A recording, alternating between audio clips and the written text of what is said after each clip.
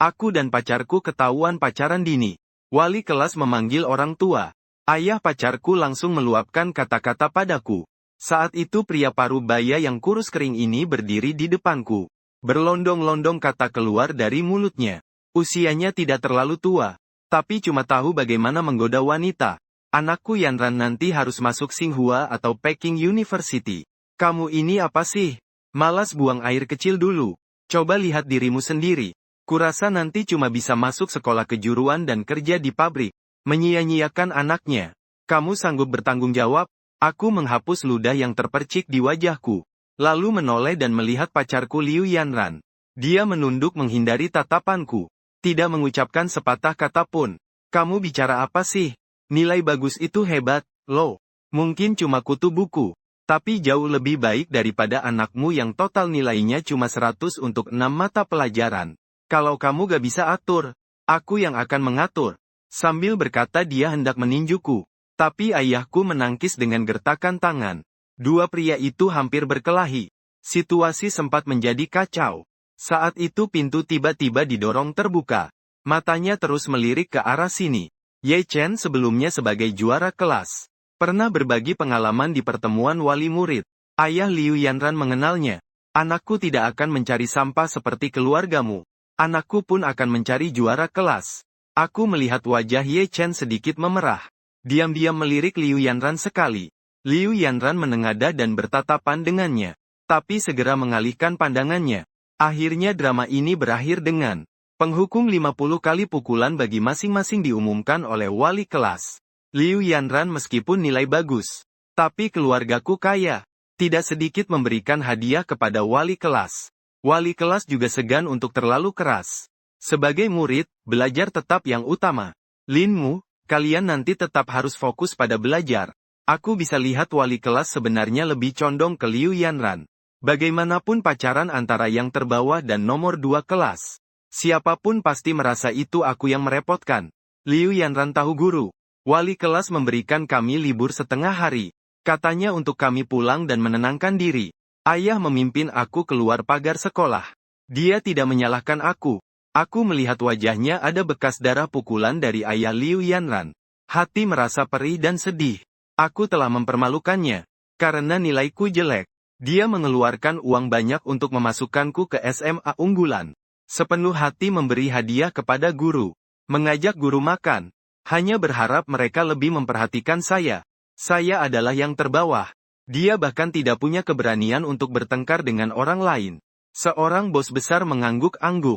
Merendahkan diri meminta maaf kepada guru. Karena anak perempuan orang lain peringkat 2 di kelas. Sedangkan saya peringkat paling bawah di kelas. Siapapun pasti akan merasa semua itu salah saya. Orang lain bilang dia tidak bisa mendidik anak. Dia yang begitu sombong dan bangga. Namun tidak bisa membantah ayah. Kamu harus berjuang demi ayah, bisa tidak? Pada saat itu, saya akhirnya mengerti apa itu sakit hati. Ayah saya adalah orang yang sangat kuat. Saya hidup lebih dari 10 tahun dan belum pernah melihat dia menangis. Tapi sekarang dia menangis karena anaknya dihina orang lain. Karena anaknya tidak berprestasi. Dia tidak punya keberanian untuk membalas hinaan itu. Dia menangis karena marah. Saya merasa jantung seakan dicengkeram erat oleh tangan. Pada saat itu saya seperti tiba-tiba sadar. Saya memberitahu diri sendiri. Saya harus berjuang demi ayah saya. Saya harus masuk Tsinghua. Malam itu juga, Liu Yanran mengajak saya putus. Dia berkata lewat WeChat. Beberapa hari ini dia sudah berpikir. Memang siswa harus fokus pada pelajaran. Dia berharap kita bisa bicara hal lain setelah ujian masuk perguruan tinggi selesai. Saya sendiri tidak menyalahkannya. Lagi pula nilainya sangat bagus. Selalu berambisi masuk Tsinghua University. Saya bisa memahami perasaannya yang tidak ingin belajar terganggu. Tapi saya tidak menyangka. Tidak sampai beberapa hari, Liu Yanran sudah mengumumkan hubungannya dengan Ye Chen. Di lingkaran teman, saya melihat dia dan Ye Chen mengunggah foto yang sama. Menggenggam tangan di perpustakaan. Tulisannya, bersama orang yang tepat, kau akan menjadi lebih baik. Di bawahnya penuh ucapan selamat. Peringkat 1 dan 2 di kelas. Anak yang lahir pasti sangat pintar. IQ 180. Foto itu diambil dengan sangat bagus. Sinar matahari tepat masuk dari jendela. Tangan pria itu terlihat beruas dengan jelas. Ramping dan kuat. Itulah jenis tangan yang disukai Liu Yanran. Dia sudah sering bilang, gaya rambutku terlalu berlebihan. Tidak bagus. Ya, dia selalu suka orang seperti Ye Chen. Tampan. Memakai kacamata berbingkai emas. Jangan sebutkan betapa berwibawanya dia. Nilai selalu jauh di depan. Benar-benar seperti tokoh utama dalam film remaja. Sedangkan aku hanyalah orang yang terpaksa setelah terus-menerus mengejar. Tanganku yang memegang ponsel sedikit bergetar. Akhirnya aku menyadari maksud Liu Yanran. Yang disebut fokus belajar hanyalah alasan untuk memutuskan aku. Namun dia bahkan tidak mau menyelesaikan alasan itu dengan setengah hati. Setelah beberapa hari putus, dia sudah tidak sabar memposting ini di lingkaran teman. Sama sekali tidak mempedulikan. Aku memang. Cinta di antara para juara belajar itu begitu indah. Mereka akan pergi bersama ke Xinghua dan memiliki masa depan yang indah. Sedangkan aku hanyalah dalam kisah cinta ini. Orang yang dianggap aneh oleh semua orang, barang cacat. Aku mengangkat ponsel dan menelpon Liu Yanran. Setelah lama, dia baru mengangkat telepon. Aku ingin memarahinya. Namun saat aku mulai berkata, tenggorokanku mulai terasa sesak. Liu Yanran, apa maksudmu ini? Bukankah kamu mau belajar dengan serius? Liu Yanran diam sejenak. Setelah beberapa saat dia berkata dengan pelan minta maaf. Lin Mo, soal perasaan aku juga tidak bisa mengendalikannya. Kita memang bukan orang yang sejalan. Dia berbeda dengan kamu. Aku bersama Ye Chen tidak akan mempengaruhi belajar. Lalu aku, bagaimana nasibku? Apakah aku tidak cukup baik untukmu? Maaf. Suara Liu Yanran terdengar lambat namun tegas. Kau mungkin kasihan. Tapi aku tidak bisa berbuat apa-apa. Terdengar suara pria samar dari mikrofon. Itu suara Ye Chen. Yanran, aku menemukan sebuah buku. Suara Liu Yanran terdengar agak panik. Tidak usah bicara. Tolong jangan hubungi aku lagi. Setelah berkata begitu, dia langsung memutuskan telepon. Pandanganku mulai menjadi buram. Air mata mengalir tanpa terkendali di mata yang perih. Saat itu aku merasa yang diinjak bukan hanya perasaanku, tapi juga harga diriku. Aku adalah pecundang yang diusir tanpa ampun karena tidak ada nilainya. Dan semua itu karena nilainya yang buruk. Bersama aku akan mengganggu belajar. Bersama Ye Chen tidak akan. Mereka adalah sepasang anak emas. Aku hanyalah pengangguran kelas bawah. Aku merasa sakit sepanjang malam. Keesokan paginya bangun dengan sakit kepala yang hampir meledak. Pukul pelipis berdetak sangat sakit. Aku merasa belum pernah seburuk ini sepanjang hidupku. Namun seberkas percikan api jatuh ke dalam hatiku. Membakar api yang besar. Aku akan belajar dengan sungguh-sungguh. Aku akan membuat orang-orang yang meremehkanku menyesal. Aku mau membuktikan diri sendiri. Belajar dengan baik. Kedengarannya mudah. Namun melakukannya sungguh sangat sulit. Aku main-main sepanjang tahun di kelas 10. Dari kelas 11 sampai sekarang juga belum pernah belajar. Semua pikiranku habis untuk main game. Dan juga keluar sampai begadang main internet. Aku benar-benar merasa belajar itu nggak ada gunanya. Kalau keluargaku kaya nanti. Kalau aku nggak bisa masuk universitas. Orang tua pasti akan mencari cara mengirim aku ke luar negeri. Kenapa aku harus capek-capek belajar susah payah? Setahun setengah di SMA. Aku belum pernah mengerjakan sekalipun PR. Ujian ya aku tinggalkan kosong. Atau asal mencoret beberapa jawaban. Selalu di 3 terbawah peringkat kelas. Aku sudah berpikir lama. Memutuskan mulai dari isi pelajaran kelas 10 dulu. Tapi saat membuka buku. Semua kata aku tahu. Tapi kalau digabung jadi seperti tulisan misterius. Aku memaksa diri melihat 10 menit tapi tidak bisa masuk otak. Penuh pikiran tentang gambar-gambar di game.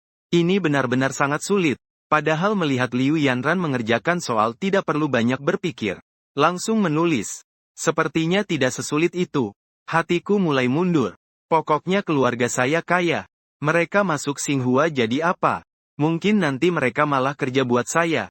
Saat saya baru akan meletakkan buku. Ayah saya tiba-tiba mengetuk dan masuk. Dia membawa nampan buah di tangannya. Wajahnya penuh kebingungan. Mo, kamu sedang belajar ya? Ekspresi ayah saya langsung berubah. Dia tersenyum tipis. Sepertinya ingin tertawa. Meletakkan buah di meja saya. Ayah, apakah saya mengganggu kamu? Kamu cepat belajar ya. Sambil berkata itu dia buru-buru keluar. Pelan-pelan menutup pintu. Tanpa suara sedikit pun. Saya terpana melihat buah di meja, anggur. Bersih sekali. Tak ada satupun yang busuk. Setiap hari sebelumnya ayah saya selalu seperti itu. Dia takut pembantu mencuci tidak bersih. Buah. Takut pembantu masak. Saya tidak suka makan. Ayah mengganti-ganti cara merawat saya. Ekspresi ayah saya terus muncul di depan mata. Kadang sedih berkata, "Kamu berikan ayah kebanggaan ya?" Kadang ketakutan mengganggu belajar saya. Aku meremas-remas pulpen di tanganku. Kemudian membuka kembali buku di kotak obat itu. Sepertinya aku akan melihatnya lagi sebentar. Belajar memang sangat menyakitkan. Namun setelah melewati awal yang sulit itu, sepertinya setelahnya tidak terlalu menjengkelkan lagi. Bahkan ketika aku membaca buku sejarah, aku mulai merasakan sedikit minat. Dulu aku pernah pergi melihat tentara terakota dengan ayahku. Tapi apa yang Raja Qin lakukan setelah menyapu sungai Luo? Aku sama sekali tidak mengetahuinya. Tidak kusangka ternyata dengan hati yang seluas itu dan keberanian sebesar itu. Sungguh sangat mengagumkan. Sebelumnya aku tidak pernah membuat catatan apapun. Di buku itu penuh coretan yang ku gambar sembarangan. Di gambar Kaisar Qin Shi Huang aku sempat menambahkan 2 kumis. Dan mengganti gaya rambutnya. Saat itu hanya untuk mengisi waktu. Namun sekarang setelah ku baca dengan serius, aku merasa sedikit tidak nyaman dalam hati. Aku membolak-balik buku sejarah itu halaman demi halaman. Entah kapan aku tertidur. Aku sendiri lupa. Ketika alarm berbunyi keesokan harinya, aku terkejut mendapati diriku tertidur dengan kepala menempel di meja. Wajahku bahkan masih berbekas daun. Aku menatap diriku di cermin. Rasanya agak tidak percaya. Ternyata suatu hari aku, Lin Mo, bisa tertidur saat membaca buku. Tertidur. Saat ayahku memanggilku makan. Dia juga sangat baik padaku. Terus-menerus mengambilkan makanan untukku. Makan lebih banyak, belajarnya melelahkan. Anakku memang pintar. Sedikit belajar saja bisa mengalahkan si pemuda tampan itu. Apa hebatnya dia? Nanti kita juga akan masuk Xinghua. Aku menatap paha ayam di mangkuk. Hati rasanya campur aduk. Ayahku selalu yakin padaku seperti ini. Meski anaknya seperti tumpukan kotoran anjing. Dia tetap menganggapnya sebagai kotoran anjing terbaik di dunia. Aku sedikit belajar. Dia sangat senang. Sungguh memuaskan. Aku menatap mata ayahku.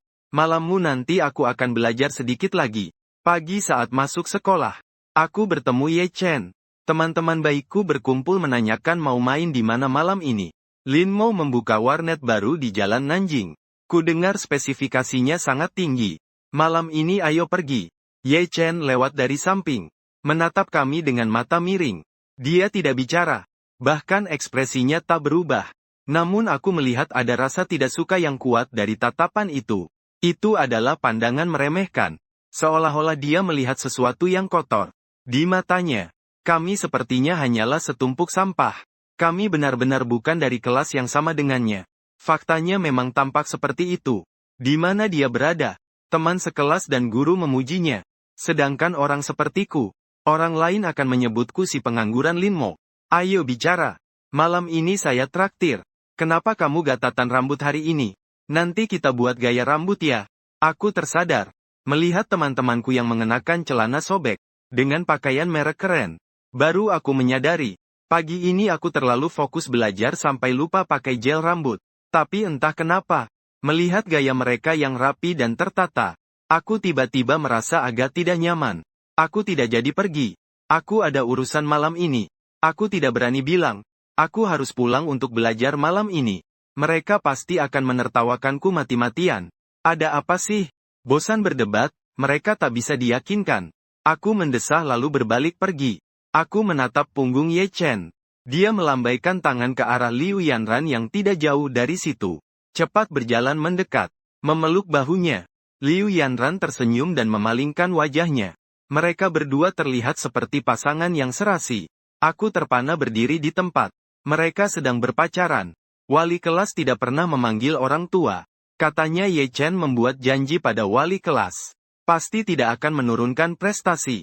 Jadi meskipun pacaran di usia muda tidak diperbolehkan, mereka bisa begitu bebas tanpa rasa takut. Benar, juara 1 dan juara 2 kelas bersama. Bagaimana bisa mempengaruhi pelajaran? Mereka adalah pasangan yang ditakdirkan. Sepertinya semua orang sudah menganggapnya begitu. Tidak jauh dari situ, Ye Chen berkata sesuatu pada Liu Yanran. Liu Yanran dengan halus menoleh dan melirikku. Senyum di wajahnya tiba-tiba menghilang. Di matanya sama seperti Ye Chen. Lebih dari itu, aku sangat ingin lari ke sana dan memukulnya satu tinju. Tapi aku tahu konsekuensi dari melakukan itu. Aku terus menatap punggung mereka yang semakin menjauh. Sampai aku tidak bisa melihatnya lagi. Pelajaran pertama hari ini adalah sejarah. Sebenarnya aku sama saja buruknya di ilmu pasti dan ilmu sosial. Hanya saja waktu itu Liu Yanran memilih sejarah, politik dan biologi sebagai 3 mata pelajaran. Aku pun asal ikut saja memilihnya. Dengan begitu, saat kita jalan-jalan keluar kelas, kita bisa duduk bersama. Hanya saja sekarang aku baru tahu, kenapa Liu Yanran memilih ketiga mata pelajaran ini. Aku melihat guru Ye Chen yang duduk di paling depan, sedang membungkuk dan berkata sesuatu kepadanya. Ternyata karena Ye Chen memilih ketiga mata pelajaran ini, dia ikut memilih mata pelajaran yang sama. Mungkin dia sudah menyukai Ye Chen sejak lama. Aku tidak bicara. Membuka buku pelajaran yang kupelajari kemarin. Kebetulan juga, belakangan ini kita sedang mengulang sejarah kelas 1. Yang sedang dibahas adalah bab yang kubaca tadi malam. Dulu aku sama sekali tidak mendengarkan pelajaran. Aku diam-diam menggunakan ponsel untuk membaca novel. Mengirim catatan kecil. Pokoknya tidak melakukan hal yang serius. Namun hari ini aku melihat Liu Yanran dan Ye Chen menundukkan kepala belajar. Ponsel di sakuku entah kenapa tak bisa kuambil keluar. Aku membuka buku pelajaran. Memaksa diri untuk fokus. Kemarin aku membolak-balik sendiri. Hanya melihat sekilas saja. Tapi anehnya, sama sekali berbeda dari sebelumnya. Kali ini saat guru mengajar, aku ternyata bisa mendengarkan dengan serius. Dulu saat dia bicara, rasanya seperti mendengarkan mantra. Aku hanya bisa mendengarnya masuk telinga kiri dan keluar telinga kanan. Sekarang aku malah bisa mengerti apa yang dia katakan. Otak saya terus bekerja mengikuti penjelasan guru. Bahkan saya terkejut menemukan, setelah dia selesai menjelaskan poin kecil ini, saya ternyata bisa menghafal semua poin ini. Saya mulai merasa bersemangat. Mata saya terpaku pada halaman buku ini. Bahkan melupakan Liu Yanran dan Ye Chen. Apakah saya ini seorang jenius? Mulai dari awal baris ini, hafalkan tindakan Qin Shi Huang untuk memperkuat penyatuan. Saat saya sibuk menghafal dalam hati, guru sejarah tiba-tiba menunjuk ke Ye Chen. Mulailah dari kamu. Ye Chen berdiri dengan percaya diri, melafalkan bagian ini dengan lancar. Dalam bidang politik, pusat menjalankan sistem Sangong Jiu Qing. Di daerah menghapus sistem pembagian wilayah feodal, melaksanakan sistem komando dan prefektur, menguatkan kontrol atas daerah, mempertahankan otoritas pusat. Dalam bidang ekonomi menyatukan ukuran dan berat, menyatukan mata uang. Suaranya jernih dan kuat, tidak ada sekalipun yang terputus atau gagap. Menghafal dengan sangat lancar. Guru mendorong kacamatanya, tersenyum puas. Bagus sekali. Beberapa teman di belakang tidak begitu lancar menghafal. Seringkali 3 kalimat dilupakan 2 kalimat. Guru tidak terlalu senang. Menghafal belum lancar.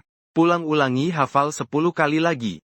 Besok kalau masih tidak ingat, ya berdiri saat pelajaran saja. Giliran berikutnya aku perlahan berdiri.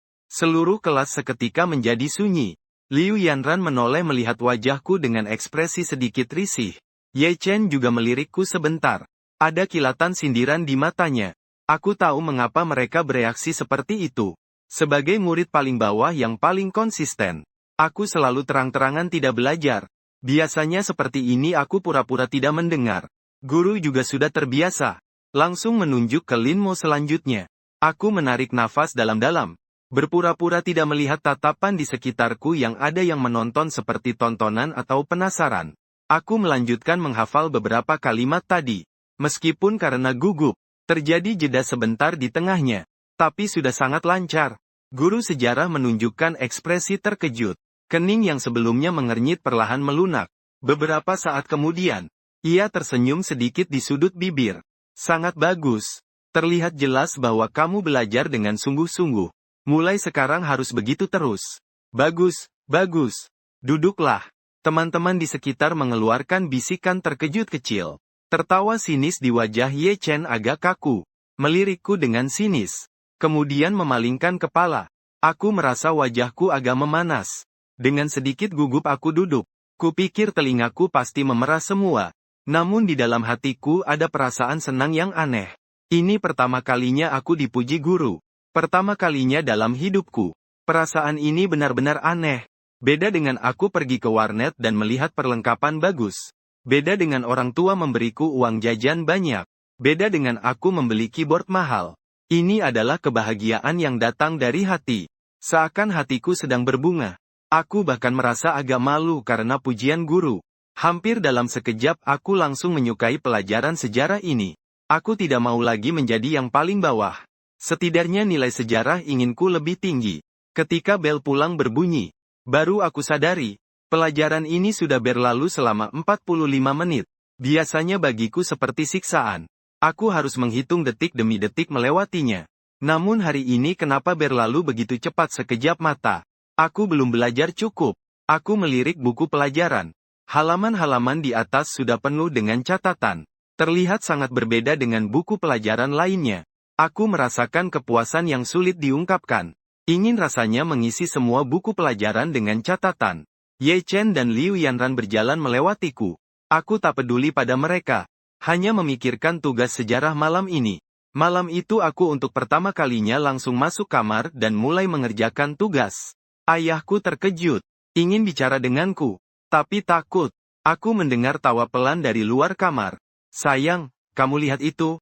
Diam-diam belajar. Anak kita sudah besar dan mengerti. Aku tak tahan senyum tipis di sudut bibir. Lalu kembali menunduk melanjutkan mengerjakan soal. Tak lama kemudian, kemampuan sejarahku semakin membaik. Guru sejarah agak seperti pejabat senior. Selalu dengan wajah serius. Terlihat agak tegas. Tapi dia tidak pelit memberikan pujian padaku. Saat aku sudah lancar mengerjakan soal tanya jawab, tugas dikerjakan dengan baik. Serius saat pelajaran. Dia selalu memujiku.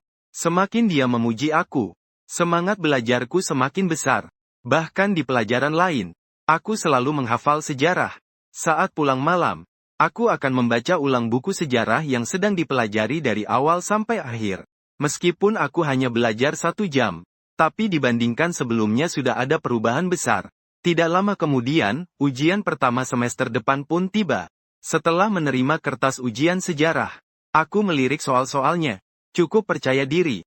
Sebagian besar soal ini sudah aku hafal beberapa hari ini. Sebenarnya sejarah itu tidak sulit. Juga tidak memerlukan dasar yang kuat. Asal punya otak yang bagus. Bisa menghafal langsung pun bisa. Aku menulis dengan cepat. Segera menyelesaikan semua soal. Namun pelajaran lain tidak semudah itu. Beberapa hari ini aku hanya belajar sejarah. Tidak banyak membaca pelajaran lain. Hanya mendengarkan sedikit pelajaran itu di kelas. Terlihat memang agak lebih familiar daripada sebelumnya. Tapi apa jawabannya sebenarnya? Aku masih belum yakin. Aku hanya bisa menggigit gigi sambil menebak sambil menghitung. Setidaknya aku tidak menyerahkan kertas kosong. Setelah menyelesaikan semua kertas ujian, hatiku mulai merasa tegang. Untuk pertama kalinya aku serius mengerjakan kertas ujian sampai selesai. Bagaimana hasil ujianku nanti? Apakah akan ada kemajuan? Masih terus menghitung mundur. Guru sejarah tahu nilai saya apakah akan kecewa. Ye Chen dan Liu Yanran pasti akan mengejek saya lagi, kan? Semua pikiran bercampur menjadi satu. Membuat kepalaku hampir meledak. Aku tidak bisa belajar apa-apa. Hanya menunggu nilai seperti menunggu pengadilan. Nilai ujian bulanan segera keluar. Aku melihat Ye Chen yang sedang membagikan lembar jawaban. Tidak bisa menahan napas dalam. Saat giliranku tiba, Ye Chen melihat lembar jawaban. Keningnya mengerut sangat kencang. Dia melihat ke atas dan ke bawah. Selama lebih dari 10 detik. Sepertinya tidak percaya. Setelah beberapa saat, dia berjalan melewatiku. Melemparkan selembar-lembar jawaban ke mejaku. Untuk pertama kalinya aku merasa apa itu tegang. Menutup mata mengambil lembar jawaban, lama baru berani membuka. Sebuah angka merah besar muncul di mataku. Sejarah 92. Aku benar-benar terkejut. Tangan gemetar tidak terkendali. Orang yang tidak pernah menjadi siswa payah. Sulit mengerti perasaan ini. Nilai aku selama ini selalu 1 digit. Lebih dari 2 digit itu keberuntungan. Kali ini aku malah mendapatkan 92. Apakah ini nilai Suzuki-ku? Aku tidak bisa menahan tawa bodoh. Melihat kertas ujian itu bolak-balik beberapa kali. Nilai yang berkurang itu karena soal yang belum pernah aku lihat. Bagaimanapun juga, dasar pengetahuanku memang terlalu lemah. Materi sebelumnya belum selesai aku pelajari. Saat aku sedang merasa sangat senang, guru sejarah masuk ke dalam kelas. Seluruh kelas tiba-tiba menjadi hening. Dia berjalan ke podium dan batuk pelan. Lalu langsung mengeluarkan kertas ujian. Soalnya kali ini agak sulit. Tapi teman-teman sekelas kita nilainya cukup bagus. Ini hal yang tidak pernah aku duga. Ada 3 siswa yang nilainya di atas 90 kali ini. Ye Chen, 99. Liu Yanran, 98. Dan juga Lin Mo. Lin Mo belakangan ini sangat giat belajar. Dia juga sangat pintar. Kemajuan secepat ini sungguh luar biasa. Nilai Lin Mo 92.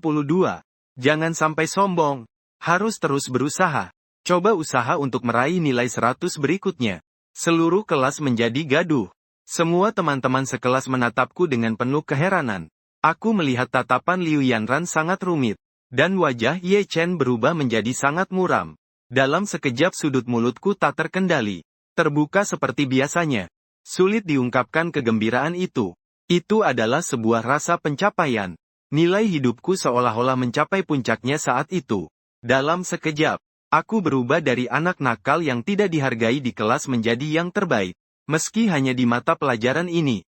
Tapi setidaknya itu menunjukkan usahaku membuahkan hasil. Tidak heran semua orang harus belajar dengan sungguh-sungguh. Ternyata belajar dengan baik memang memberikan perasaan seperti ini. Bangga dan puas. Berbaur menjadi satu. Cukup membuat seseorang merasa melayang. Aku lupa bagaimana aku menyelesaikan pelajaran ini. Saat pelajaran selesai, beberapa anak laki-laki berkumpul. Duduk di sebelah Ye Chen dan mulai berbicara. Biasanya siswa berprestasi memiliki wibawa alami. Di sekitar mereka selalu ada beberapa pengikut. Mereka sepertinya sengaja ingin menggangguku. Volume suara mereka diperbesar. Beberapa orang tidak pintar belajar. Otaknya juga tidak berjalan baik. Tidak mau menyontek juga. Lebih dipercaya. Nilai di atas 90. Siapa yang percaya? Apa gunanya itu juga? Hanya menipu diri sendiri. Ye Chen, kamu hebat sekali. Lagi-lagi 99. Kamu benar-benar luar biasa. Belajar dari mana sih? Ekspresi Ye Chen terlihat lebih baik. Tersenyum berkata baru 99. Karena ceroboh, dikurang 1 poin. Sungguh tidak berubah. Kalian tahu masalahku. Aku pulang rumah tidak pernah belajar dari orang lain. Itu tidak ada hubungannya dengan kita. Kecerdikan kecil bisa dipakai sesaat. Tapi tidak bisa dipakai selamanya. Aku malah merasa kasihan. Perasaan dan pelajaran sama-sama gagal total. Dia tersenyum tipis menahan mulutnya. Orang-orang di sekitarnya juga mulai mengejek. Aku menggenggam kertas ujian dengan erat. Rasa senang tadi langsung hilang. Rasa marah membara memenuhi hati. Aku tiba-tiba berdiri. Melangkah cepat ke depan Ye Chen. Ye Chen terkejut olehku. Ekspresiku pasti sangat buruk. Lin Mo, kenapa kamu memukul orang? Kalian anak nakal nilainya tidak bagus. Tapi urusan mencari masalah juara 1. Ye Chen. Kamu tadi bilang apa? Ulangi sekali lagi kalau berani. Kata-kata baik tidak perlu dikatakan. Kali kedua. Siapa yang merasa bersalah? Siapa yang merasa tertuduh? Kadang-kadang Lin Mo, aku benar-benar kasihan padamu. Untuk menarik perhatian. Hanya bisa mencari cara-cara yang memalukan seperti itu, ya. Kata-katanya seperti pisau tajam yang menusuk ke dalam hatiku. Aku marah sampai pandanganku menjadi gelap. Tepat saat aku akan bicara. Aku didorong dengan keras oleh seseorang. Aku tidak bisa berdiri dengan stabil. Dan menabrak sudut meja di belakangku. Rasa sakit tajam muncul di pinggangku. Ketika aku mengangkat kepala, ternyata itu Liu Yanran. Dia sedang menopang Ye Chen. Wajahnya penuh ketidaksetujuan. Melihat ke arahku. Lin Mo, kamu mau melakukan apa? Ye Chen bukanlah teman sejalanmu. Jangan keluarkan gaya cara premanmu itu. Dia menuduhku melakukan kecurangan. Kamu tidak mendengarnya? Semua orang tahu apa sebenarnya yang terjadi, Lin Mo. Aku sarankan kamu tetap berpijak pada kenyataan. Jangan sok pintar. Pada saat itu juga, sebuah amarah yang jahat hampir membakar seluruh diriku. Pikiranku menjadi kosong. Belajar bagus itu hebatkah? Belajar bagus sampai bisa memandang rendah orang lain kah? Kalimat itu terucap sebelum aku sempat bereaksi. Ujian akhir semester kali ini aku pasti mengalahkanmu. Seluruh kelas hening sejenak. Lalu tertawa terbahak-bahak. terutama beberapa orang di sekitar Ye Chen. Mereka tertawa sampai terjungkal-jungkal. Lin Mo, kau juga harus realistis kalau mau membual, boleh. Ye Chen adalah yang nomor 1 di tingkat. Kau mengalahkannya cuma mimpilah. Bahkan Ye Chen pun ikut tertawa. Baiklah Lin Mo, kalau kau bisa mengalahkanku, suruh apa aku akan lakukan. Kalau tidak, berteriak 3 kali di pintu sekolah. Saya Lin Mo memang omong kosong. Berani kau lakukan? Aku melihat kepercayaan diri dan rasa rendah dirinya di matanya. Membuatku terbawa emosi sesaat. Aku mengejek sambil berkata, kalau aku mengalahkanmu, kau harus membungkuk dan minta maaf di pintu sekolah untukku. Mengakui kau tidak sebaik aku. Terserah kau mau mempermalukan diri sendiri. Tidak perlu sok jago di sini. Jangan sampai nanti kau menyesal. Aku berkata sambil membawa tas keluar kelas. Mengatakan omongan berani. Satu saat senang. Baru keluar dari sekolah. Aku langsung menyesal. Aku menepuk kepalaku sendiri. Tak bisa menahan penyesalan. Sialan, kenapa nggak bisa tahan sebentar? Kalau memang nggak bisa, panggil orang buat cari kesempatan pukul mereka juga boleh. Kenapa harus ngotot mengalahkan mereka? Sekarang jadi begini. Masih beberapa bulan sebelum ujian akhir. Gimana aku bisa mengalahkan Ye Chen? Ini kan cuma mimpi yang mustahil. Otak babi, saat sampai rumah. Aku masih pusing gimana cara menghadapinya. Kalau beneran teriak 3 kali di depan sekolah, gue nggak ada gunanya. Mending gue tabrak kepala sendiri sampai mati. Pas aku lagi susah banget, tiba-tiba ayahku mengetuk pintu. Momo keluar sebentar. Nini kakak datang bawa jaket kamuflase. Aku tiba-tiba langsung berdiri. Bikin ayahku kaget. Cepat keluar, ngobrol sama dia. Bagus sekali. Ini benar-benar kesempatan emas. Ambil bantal. Aku langsung melesat keluar. Dorong pintu terbuka. Kakak Mi, kamu datang. Nietzsche sedang duduk di sofa rumah saya. Sinar matahari senja menyinari tubuhnya yang tinggi melalui jendela. Seluruh tubuhnya berlapis kilau emas. Cantik hingga terasa tidak nyata. Mendengar suara, dia menoleh ke samping.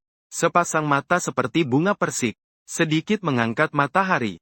Muncul dari arah barat. Kenapa hari ini tidak memanggilku si kutu buku itu? Aku langsung merah muka. Nietzsche adalah putri sahabat ayahku. Sejak kecil dia sudah legenda di sini. Dia mulai menari sejak SD. Belajar mandiri pelajaran SMA saat SMP. Padahal usianya tidak jauh lebih tua dariku. Sekarang dia sudah mulai studi gabungan S2 dan S3 di Tsinghua. Padahal waktu itu dia sudah diterima langsung tanpa tes. Tapi dia malah mau ikut ujian masuk perguruan tinggi. Akhirnya dengan nilai yang menakjubkan dia masuk Tsinghua. Orang seperti ini bukan manusia biasa. Lehernya bukan untuk kepala, melainkan untuk komputer. Dengar itu benar-benar menakutkan. Saat aku masih pemalas, aku paling benci orang seperti dia. Cantik, nilai bagus, keluarga baik. Zuomu membuatku terlihat seperti lumpur yang lebih buruk. Tapi sekarang berbeda. Aku benar-benar butuh dia yang punya kamuflase. Di sesuatu yang dedaunan debu. Liu Yanran juga bukan seseorang yang gampang ditangani. Kakak Mi, baru-baru ini akan pulang untuk tinggal beberapa waktu.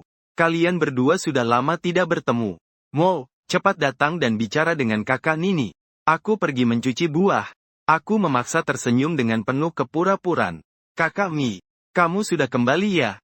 Kamuflase tampak seperti melihat sesuatu yang kotor. Dengan waspada, dia mencondongkan badan ke belakang. Lin Mo, kamu kenapa sih?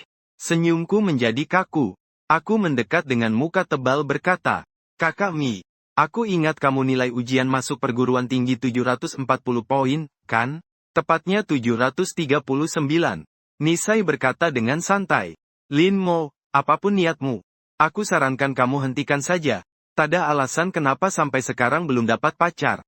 Kenapa kamuflasemu seperti batu di dalam WC? Bau dan keras. Aku menekan kemarahan dengan kuat berkata, Kakak Mi, kita berdua bisa dibilang seperti teman masa kecil. Apakah kamu tega melihat aku nanti gagal masuk universitas? Tega ya? Aku pura-pura tidak mendengar. Langsung menyatakan keinginanku. Kakak Mi, bisakah kamu mengajariku les tambahan? Les tambahan? Akhirnya Nietzsche menunjukkan ekspresi. Dia menatapku dengan ragu dan bertanya, Lin Mo, apakah kamu kerasukan sesuatu yang tidak bersih? Aku sudah tidak tahan lagi. Mi Chai, katakan saja mau tidak mau lesnya. Aku sudah bertobat, tidak bolehkah? Kalau kamu tidak mengajariku les, Aku akan mengadu ke ayahmu. Ayah Nietzsche tidak punya anak laki-laki. Sangat menyukai pria muda. Terutama menyukaiku. Kalau ayahnya tahu dia menolak mengajarku, pasti akan memarahinya sampai mati. Ternyata ekspresi Mi Chai menjadi kaku. Setelah beberapa saat, dia menggigit giginya dan berkata, Lin Mo, kamu benar-benar pandai membuat masalah. Apalagi yang akan terjadi sekarang? Aku memegang lengannya. Dengan tulus berkata, Kakak, aku ingin masuk Tsinghua. Tolong bantu aku masuk Tsinghua. Pacarku memutuskan aku demi juara kelas. Aku bertaruh dengan mereka. Akhir semester pasti akan melampaui mereka. Kupikir Camouflage akan menertawakanku seperti yang lain. Siapa sangka dia cuma sedikit terkejut. Lalu gelisah menyibakkan rambut panjangnya. Lin Mo, apa kamu pikir soal pacaran sampai pikiranmu hilang? Kalau begitu aku dapat apa? Bukankah kamu sedang memulai usaha? Aku sangat bersemangat sampai memberikan semua uang angpahku kepadamu. Nietzsche mencebikkan mulutnya. Kalau aku bergantung hanya pada uang angpah sedemikian itu, aku mungkin sudah berhenti saja. Belajarlah dengan baik untukku. Mengerti? Ucapnya dengan tajam. Kalau tidak belajar dengan baik, aku akan memukulmu. Aku berpikir sejenak dan mengerti. Kenapa Nietzsche tidak menganggapku mengawang-awang? Bagi orang seperti dia, komputer berjalan. Masuk Tsinghua sebenarnya sama sekali bukan hal sulit. Aku benar-benar memperoleh harta karun. Aku membesarkan mata dan menatapnya serius. Kalau tidak, pukullah aku saja. Nietzsche sangat efisien. Langsung ingin mulai mengajariku di tempat. Aku penasaran bertanya, kamu tidak perlu mengulang pelajaran dulu? Dia mengangkat sudut mulutnya dengan sindiran. Dengan pengetahuan sederhanamu seperti 1+1 sama dengan 2. Aku masih harus belajar. Aku sebaiknya jangan hidup saja. Cepat mulai. Aku cemberut. Mengeluarkan matematika yang selalu membuatku pusing. Memoriku cukup bagus. Sejarah dan politik yang cuma mengandalkan hafalan aku belajar dengan cepat. Tapi kalau harus pakai logika, Nietzsche juga gak muter-muter. Langsung mulai dari kelas 10. Kerjakan dulu soal ini buat aku lihat. Aku ingin lihat dasar kamu bagaimana. Aku lihat itu soal geometri. Gambar perspektif ruang yang begitu. Membuat mataku sampai pusing. Jangan bilang mau kerjakan soal. Aku bahkan gak paham lihat soalnya, apa itu titik B, titik C. Aku melihat wajah Nietzsche yang mulai tidak sabar. Hati-hati, aku gak bisa, kakak. Aku berkata dengan hati-hati. Dia mengerutkan kening, bertanya di mana tidak bisa. Di mana-mana tidak bisa. Soalnya saja aku tidak mengerti. Wajah Nietzsche semakin serius. Dia menyentuh dahiku. Lalu berpikir sebentar. Beberapa saat kemudian, dia berkata dengan serius. Lin Mo, mungkin kamu ini orang yang kurang pintar. Maksudku mungkin kamu memang sejak lahir punya masalah kecerdasan. Apakah kamu pernah melakukan pemeriksaan? Aku marah dan menepukkan buku ke wajahnya. Aku akan memberitahu ayahmu. Dia mengangkat buku itu. Dan membuka kembali perhitungannya. Aku sial. Lihat di sini. Ini adalah titik A. Gambarlah satu garis ke titik C. Dia menggambar sebuah garis dengan pena di buku. Jadi ini sekarang menjadi sesuatu seperti apa? Aku melihat dengan tatapan aneh. Segitiga sama sisi yang tidak pasti. Betul. Sepertinya kamu bukan orang bodoh. Aku pikir orang jenius seperti Camouflage akan cepat menyelesaikan soal ini. Karena bagi mereka, ini adalah sesuatu yang bisa mereka lihat dan langsung tahu jawabannya. Tidak ada banyak tikungan dan liku. Tapi ternyata dia sangat detail. Dia akan menjelaskan setiap titik kepadaku. Aku mengikuti alur pikirannya dan terus mengembangkan.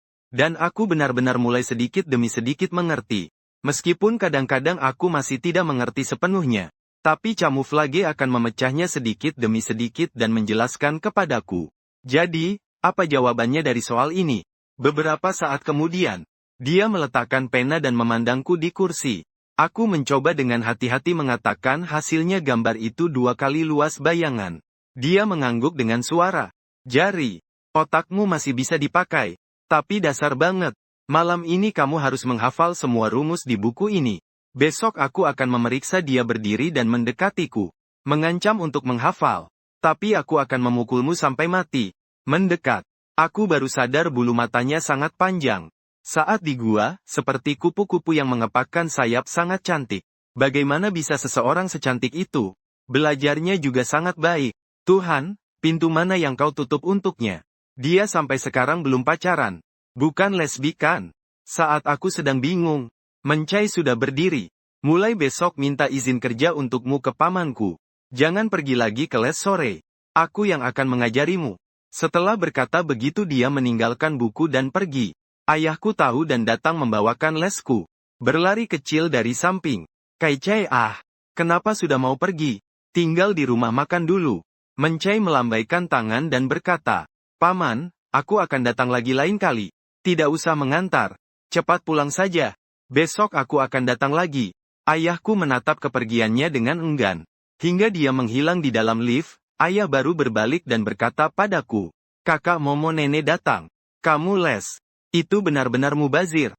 Kamu harus belajar dengan sungguh-sungguh. Tahu tidak? Aku mengangguk. Aku memegang buku dan berencana untuk membaca sebentar lagi. Cara memecahkan soal tadi cukup menarik. Aku ingin memverifikasinya lagi. Keesokan harinya aku datang ke sekolah pagi-pagi sekali. Cara pikir itu. Aku ada satu poin yang kurang aku pahami. Ingin bertanya pada Michao. Tapi takut dia memarahiku. Aku ingin bertanya kepada guru. Tapi aku juga agak gugup. Seperti aku ini siswa. Selain dipanggil orang tua. Tidak pernah pergi ke kantor. Apakah guru akan mengira aku membuat onar? Aku ragu-ragu melangkah masuk ke kantor. Guru matematika sedang minum teh. Aku hendak keluar tapi dia melihatku. Lin Mo, kamu cari siapa? Guru, aku ingin bertanya soal. Aku berdiri agak canggung di tempat, mengatakan isi hatiku. Tempat seperti kantor ini bagi siswa seperti kami yang kurang pintar. Memiliki suatu aura kewibawaan alami. Aku melangkah masuk dan mulai merasa takut. Guru matematika meletakkan termosnya. Dengan alami mengulurkan tangannya padaku. Aku menyerahkan buku dengan kedua tangan. Mengerjakan soal ketujuh. Aku tidak terlalu mengerti cara penyelesaiannya. Kenapa harus menghubungkan titik B? Guru memeriksa dengan seksama. Lihat garis ini sejajar dengan AC. Kita bisa membuat sebuah bangun segitiga sama kaki. Kamu harus memikirkan garis bantu khusus seperti ini dulu. Guru mengambil penggaris dan menggambar sedikit garis untukku. Sudah paham penjelasannya? Aku tiba-tiba mengerti. Mengerti. Aku paham sekarang. Guru tersenyum. Aku dengar kamu belakangan ini mulai giat belajar. Kelihatannya pacaran dini itu bukan hal buruk juga. Kamu pintar, ya. Cuma sebelumnya malas belajar saja. Kalau ada yang tidak paham, tanya saja lagi ke aku. Terima kasih, guru. Aku mengucapkan terima kasih dan segera berlari keluar. Semuanya ternyata tidak seseram yang kukira. Aku pikir mungkin aku terlalu mempersulit belajar sebelumnya. Sebenarnya, selama mau berusaha, hal-hal ini tidak begitu sulit untuk dilewati. Mulai hari itu, aku tidak lagi mengikuti les malam setiap hari. Nietzsche akan mengajariku di rumah. Dia bilang memukulku bukan main-main. Seringkali dia memukul kepalaku dengan buku. Kadang aku memegangi kepala sambil mengeluh padanya bahwa memukul kepala bisa membuatku jadi bodoh. Dia malah bersandar di kepala tempat tidurku. Apakah kamu masih punya ruang untuk menurun? Kalau kamu tidak bisa menghafal esai ini, hari ini jangan makan. Aku menatap kata-kata bahasa Inggris di depanku. Berasa sel-sel otakku hampir mati semua. Boleh aku tidak menghafal? Ini terlalu sulit. Nietzsche sambil bermain game berkata, boleh saja. Kalau kamu bisa menulisnya. Tidak perlu menghafal juga boleh. Kamu tulis saja. Aku menahan napas.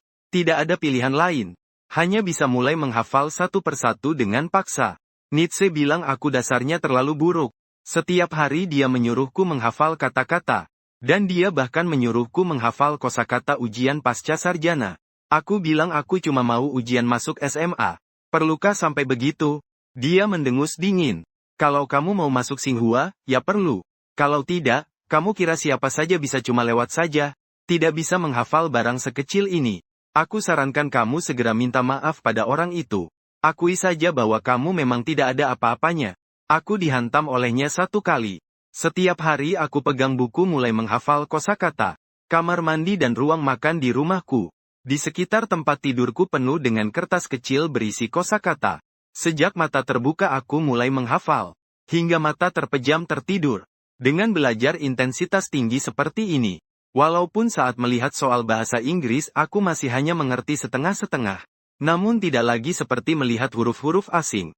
Kamu harus tahu, yang paling penting dalam belajar bahasa Inggris adalah perasaan bahasa.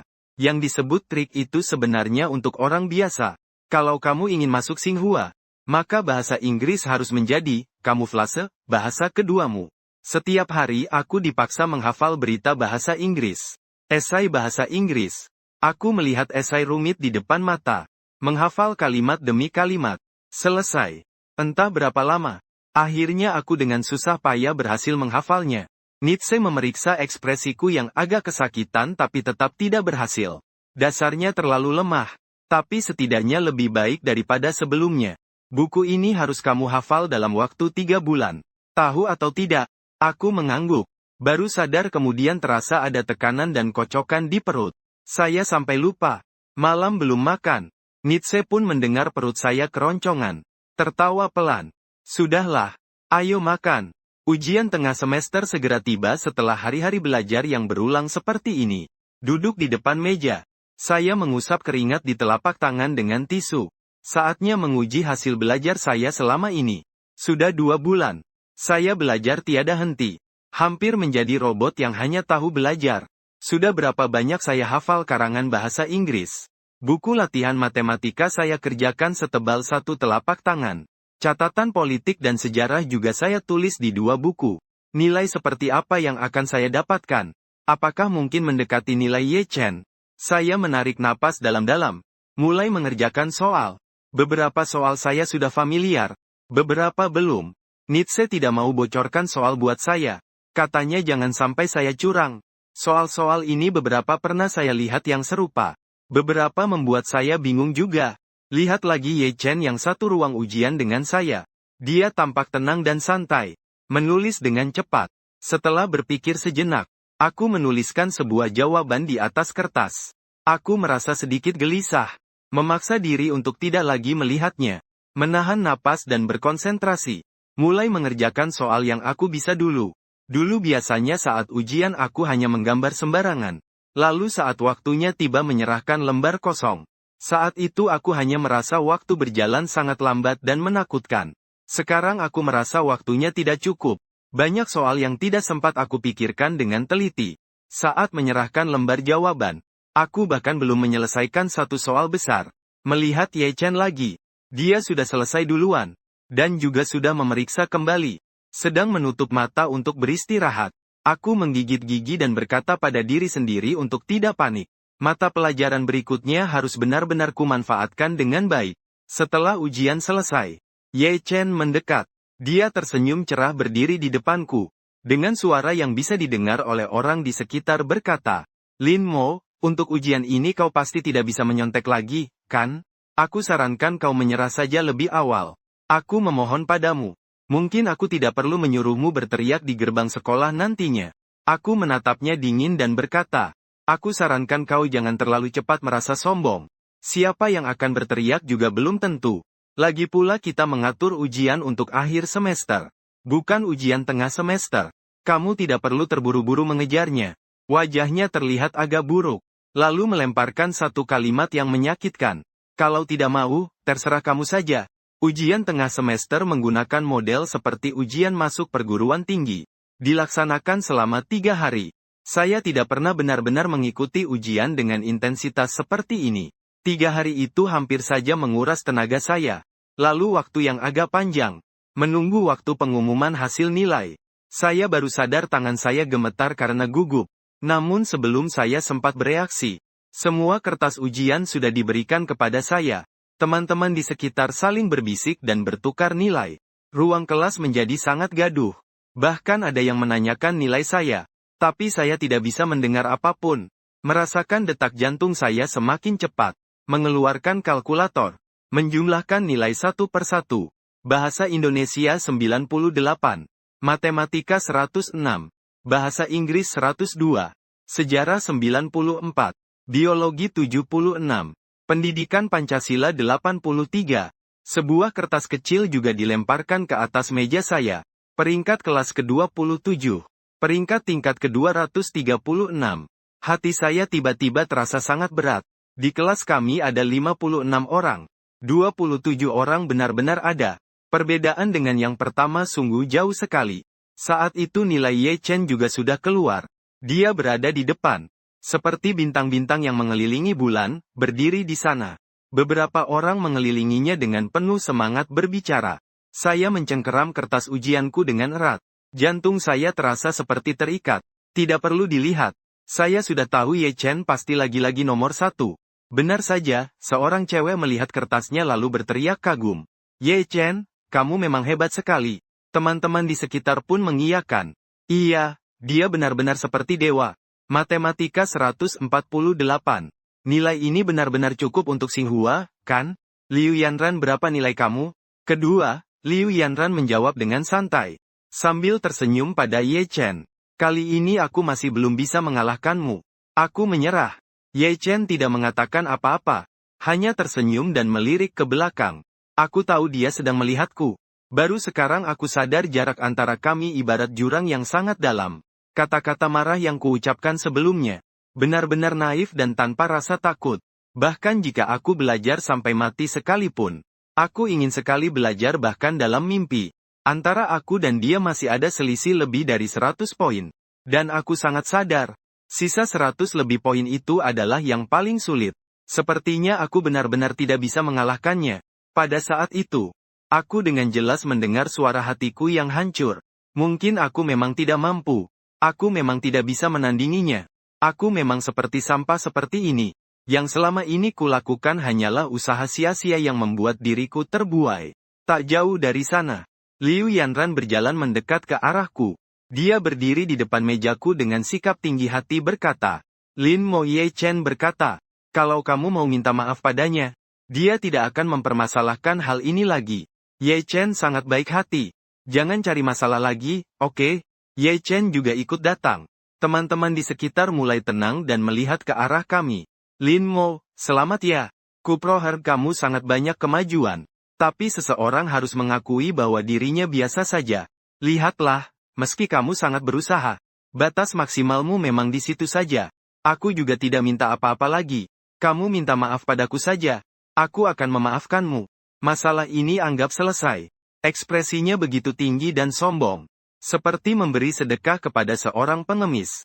Sedikit rasa kecewa dalam hatiku. Langsung terbakar menjadi amarah yang membara. Aku tidak takut dipandang rendah orang lain. Tapi jika aku menyerah, aku sendiri akan merendahkan diriku. Aku perlahan berdiri. Menatap matanya dengan langsung. Berkata masih ada 3 bulan lagi. Siapa yang menang atau kalah? Masih belum bisa diketahui. Kamu tidak perlu terlalu cepat senang. Benar-benar keras kepala seperti bebek mati. Semoga nanti kamu juga bisa sekuat ini. Meskipun aku sendiri tidak puas dengan hasil ini. Tapi wali kelas dan beberapa guru memuji aku secara khusus. Mereka membawa lembar jawabanku dengan gembira sambil melihat Lin Mo siswa itu. Baru 2 bulan. Nilai sudah naik dari yang terendah ke peringkat ke-27. Ini menunjukkan bahwa usaha akan membuahkan hasil. Teman-teman semua harus belajar dari Lin Mo. Harus terus berusaha dan maju. Di bawah aku merasa agak terpecah. Di satu sisi aku bangga dan puas dengan pencapaian dalam 2 bulan singkat. Di sisi lain aku sangat sadar betapa jauhnya jarakku dengan Ye Chen. 3 bulan lebih 100 poin lebih dari peringkat 200-an. Apakah aku benar-benar bisa? Saat pulang sekolah, teman-teman baikku dulu datang menemui aku lagi. Seorang pria memeluk bahuku dan berkata, Meng Mo, akhir-akhir ini kamu kok tidak keluar bermain ya? Pria lain dengan nada sarkastik. Dia sekarang jadi murid teladan. Sedang giat belajar. Mana bisa main sama kita yang pemalas ini? Ayo pergi. Malam ini ada acara. Ada band yang diundang. Kamu paling suka yang mana? Santai saja. Minum 1 gelas. Aku melihat mereka agak ragu. Aku memang benar-benar tertarik. Soalnya belakangan ini aku sangat lelah. Bangun lebih pagi dari ayam. Tidur lebih larut dari anjing. Aku memang sangat capek. Kadang makan saja sudah mengantuk. Ayo minum. Rasanya sudah lama sekali tidak pergi. Aku sudah banyak kemajuan. Bolehlah untuk sedikit bersantai. Baiklah, ayo kita lihat saja. Aku menggendong tas dan mengikuti mereka naik taksi, kan? Sahabatku, keluarga kita sekaya ini.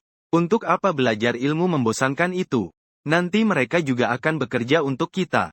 Aku tidak berkata apa-apa. Mengikuti masuk ke dalam bar. Di waktu seperti ini biasanya tidak terlalu banyak orang. Tapi hari ini ada acara, orang sudah cukup banyak. Di pintu masuk, orang-orang satu persatu masuk ke dalam. Pria tampan dan wanita cantik. Lampu yang berkelap-kelip menyinari lantai. Warna-warni indah dan bercantel. Pesan dulu paket 3888. Linmo, kamu mau minum apa? Aku asal pesan beberapa minuman saja. Duduk di kursi sambil melamun. Di sisi, beberapa wanita berjalan menghampiri. Menanyakan apakah kami mau minum bersama. Aku merasakan musik yang sangat keras dan mengguncang telinga. Tiba-tiba merasa agak tidak cocok dengan tempat ini. Dulu tempat ini hampir seperti rumah keduaku. Namun sekarang aku merasa sangat tidak nyaman. Tiba-tiba muncul perasaan bersalah yang sulit diungkapkan. Aku tidak seharusnya membuang-buang waktu di sini. Berapa banyak kosakata yang bisa aku hafal selama waktu ini? Bagaimana dengan kosakata harianku hari ini? Linmo, kamu sedang melamun apa? Minum saja. Seorang pria di sebelah menyikutku, menuangkan gelas bir untukku, dan berkata, aku melihat semua ini. Hanya merasa hatiku kosong dan sedih. Aku berkata pada diriku sendiri, aku harus pergi. Pergi begitu saja. Aku tiba-tiba berdiri. Meninggalkan satu kalimat. Aku ada urusan sedikit. Setelah bilang begitu, aku langsung berlari keluar. Orang-orang di belakangku semua memanggilku. Aku hampir terlambat sehari. Kamu tidak lelah ya? Beristirahatlah dulu. Suara-suara itu seperti kata-kata iblis. Menggoda aku untuk terjatuh lagi. Aku berlari seperti melarikan diri keluar dari bar. Sembarang menaiki sebuah mobil. Lalu memaksakan diri masuk ke dalamnya. Sampai aku duduk di mobil itu. Barulah aku menghela napas lemah seperti kehilangan tenaga. Melihat keluar jendela jalan yang padat kendaraan. Lampu warna-warni. Hatiku merasa sedih yang sulit diungkapkan. Tapi aku segera mengalihkan pikiran, tak sempat bersedih. Hari ini pulang terlambat. Belum tahu bagaimana kamuflase akan memarahiku. Bisa jadi dia akan memukulku. Namun perasaan tertekan sebelumnya tampak mulai terasa ringan. Rasa bersalah itu juga menghilang. Setelah sampai di rumah, kamuflase memang sedang menungguku di kamar. Aku agak merasa bersalah. Berlaku seolah tidak terjadi apa-apa. Masuk ke dalam, pergi kemana? Kamuflase berdiri di tepi jendela. Rambut hitam panjang jatuh dengan alami. Menyinari dengan beberapa helai pinggiran emas. Membuka mulut bertanya. Saya dengan tidak alami berkata. Tidak pergi mengambil. Ada sedikit urusan. Hari ini Nietzsche menoleh ke arah saya. Menatap saya dengan tajam. Bertanya. Kamu minum alkohol? Wanita ini hidungnya lebih sensitif daripada anjing. Saya hanya minum satu teguk sudah tercium olehnya. Kebohongan terbongkar. Saya sedikit malu dan marah. Langsung melempar tas di atas meja. Langsung berkata, ya. Saya pergi minum alkohol. Saya sudah belajar selama sekian hari. Berhenti sejenak. Kenapa? Tatapan Nietzsche ke saya sangat dingin. Membuka mulut berkata, berapa skor kamu? Saya menanyakan, 559. Benar kan? Peringkat ke-27. Satu buku tidak mungkin, paling banyak masuk 2 buku kedua. Linmo dia sedikit mengangkat kepala menatap rendah ke saya. Rasa tidak suka di matanya. Tidak menyembunyikan. Kamu merasa kamu hebat. Apakah harga diriku sangat tersakiti oleh kata-katanya? Aku baru belajar jalan lebih dari 2 bulan. Kamu cuma bisa bilang aku bodoh. Kamu bilang aku tidak bisa. Ada orang seperti kamu. Kemajuan sebesar ini aku raih. Apa aku harus berkata kamu hebat padahal tidak sepenuh hati? Linmo, kamu punya hak apa untuk pergi minum? Jarakmu dengan yang pertama sejauh apa? Kamu tahu? Dengan kondisi kamu seperti ini masih ingin masuk Xinhua? Kesadaranku putus seperti senar terulur. Aku berteriak, itu bukan urusanmu. Namun saat kata itu keluar, aku langsung menyesal. Mencai punya andil besar. Dia setiap hari mengajar di sini. Aku tidak pernah mengeluh tentang ayahku yang ingin memberinya uang. Dia juga mati-matian menolak menerimanya. Dia yang lulusan S2 dan S3 dari Xinhua membimbing aku. Seorang siswa SMA ingin apa? Aku bahkan belum tahu cara membalas budi. Tapi aku belum sempat bicara. Nietzsche berubah wajahnya. Alis indahnya sedikit terangkat. Sekilas kemarahan muncul di wajahnya. Berkata tentang jalan hidup. Ini adalah apa yang kamu katakan. Memang tidak ada hubungannya dengan saya. Saya benar-benar seperti anjing yang mengambil tikus, ikut campur urusan orang. Sambil berkata begitu, dia keluar dari pintu. Dengan keras ia membanting pintu. Aku merasakan mata menjadi perih. Tak peduli tentang harga diriku lagi. Berlari keluar mengikuti langkahnya dari belakang. Melihat pintu lift hendak menutup. Aku merentangkan tangan dengan keras ke dalam. Lift sempat menjepit. Tanganku kembali terbuka. Aku menjerit kesakitan. Kamu sakit apa sih? Lin Moxi keluar. Dengan sekali genggaman ia meraih pergelangan tanganku. Mengatakan, kamu mau ngapain lagi? Air mata tak terkendali mengalir di wajahku. Aku terisak berkata, aku salah. Nixie, maafkan aku ya. Keningnya berkerut. Seolah ingin memarahi aku. Namun kata-kata yang keluar menjadi lembut. Suaranya menyerah. Si pecengeng duduk di depan meja. Aku terisak mengeluarkan lembar ujian. Ni menggunakan tisu untuk mengusap wajahku. Berkata jangan menangis lagi. Laki-laki dewasa masih punya muka untuk menangis. Kenapa baru nilai segitu saja? Belajar sampai ke dalam perut anjing. Aku membuka mulutku untuk membantah. Namun dia langsung menutup mulutku. Dengan putus asa berkata, baiklah. Kamu sudah maju cukup banyak. Cepat lihat kesalahan soal. Soal ini sebelumnya sudah pernah dikerjakan seperti ini. Kenapa kamu masih salah? Ini. Apa aku tidak pernah mengajarimu? Kamu selama ini mendengarkan apa saja? Jika aku tidak salah ingat soal ini, jenis soal serupa sudah salah. Ini sudah ketiga kalinya bukan? Lin Mo, kamu dengarkan baik-baik. Malam ini dihabiskan dalam Nichai menjelaskan soal. Lewat dengan sangat cepat sekaligus sangat lambat. Hampir pukul 10 malam. Nichai meletakkan pena di tangan. Dengan serius menatapku. Bertanya Lin Mo. Menurutmu kamu belajar itu untuk apa? Aku tanpa ragu menjawab untuk mengalahkan Ye Chen dan Liu Yanran. Nichai tidak berkata apa-apa. Bangkit dan berjalan ke samping tempat tidur. Dia sangat tinggi. Sekitar 175 cm. Badan tinggi dan elegan.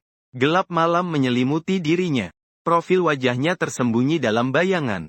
Tidak terlalu jelas terlihat. Nietzsche membuka suara berkata, Lin Mo, kita belajar untuk diri kita sendiri. Aku berharap kamu bisa mengerti. Belajar bukan segalanya. Tapi belajar bisa memberimu kesempatan untuk memilih. Kita tidak ingin sepanjang hidup hanya bisa dipilihkan. Menjalani satu-satunya jalan yang bisa ditempuh.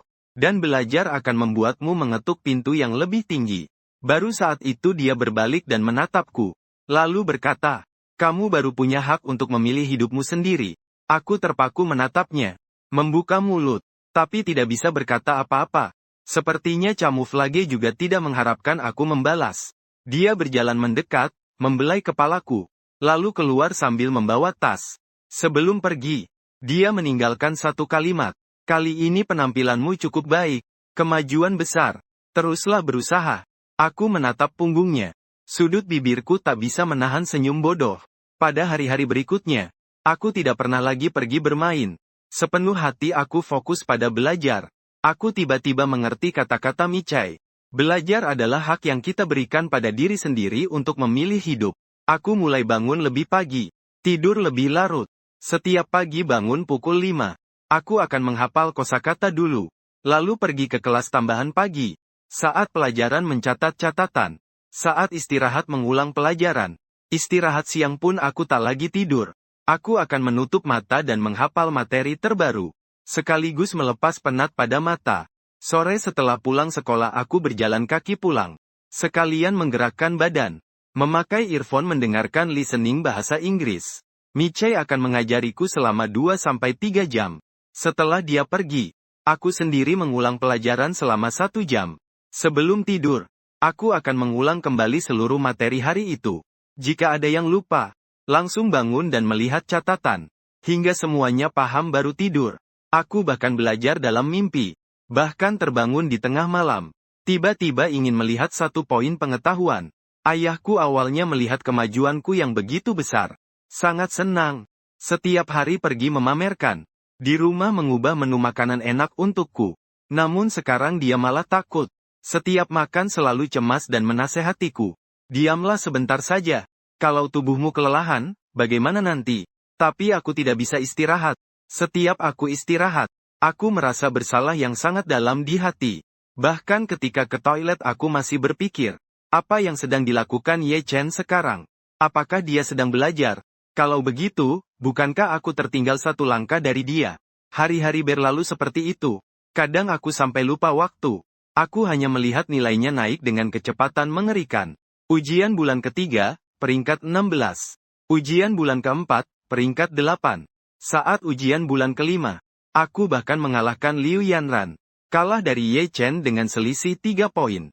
Setelah nilai keluar, Liu Yanran sangat terkejut. Dia hampir tidak mengenali jenis kelamin.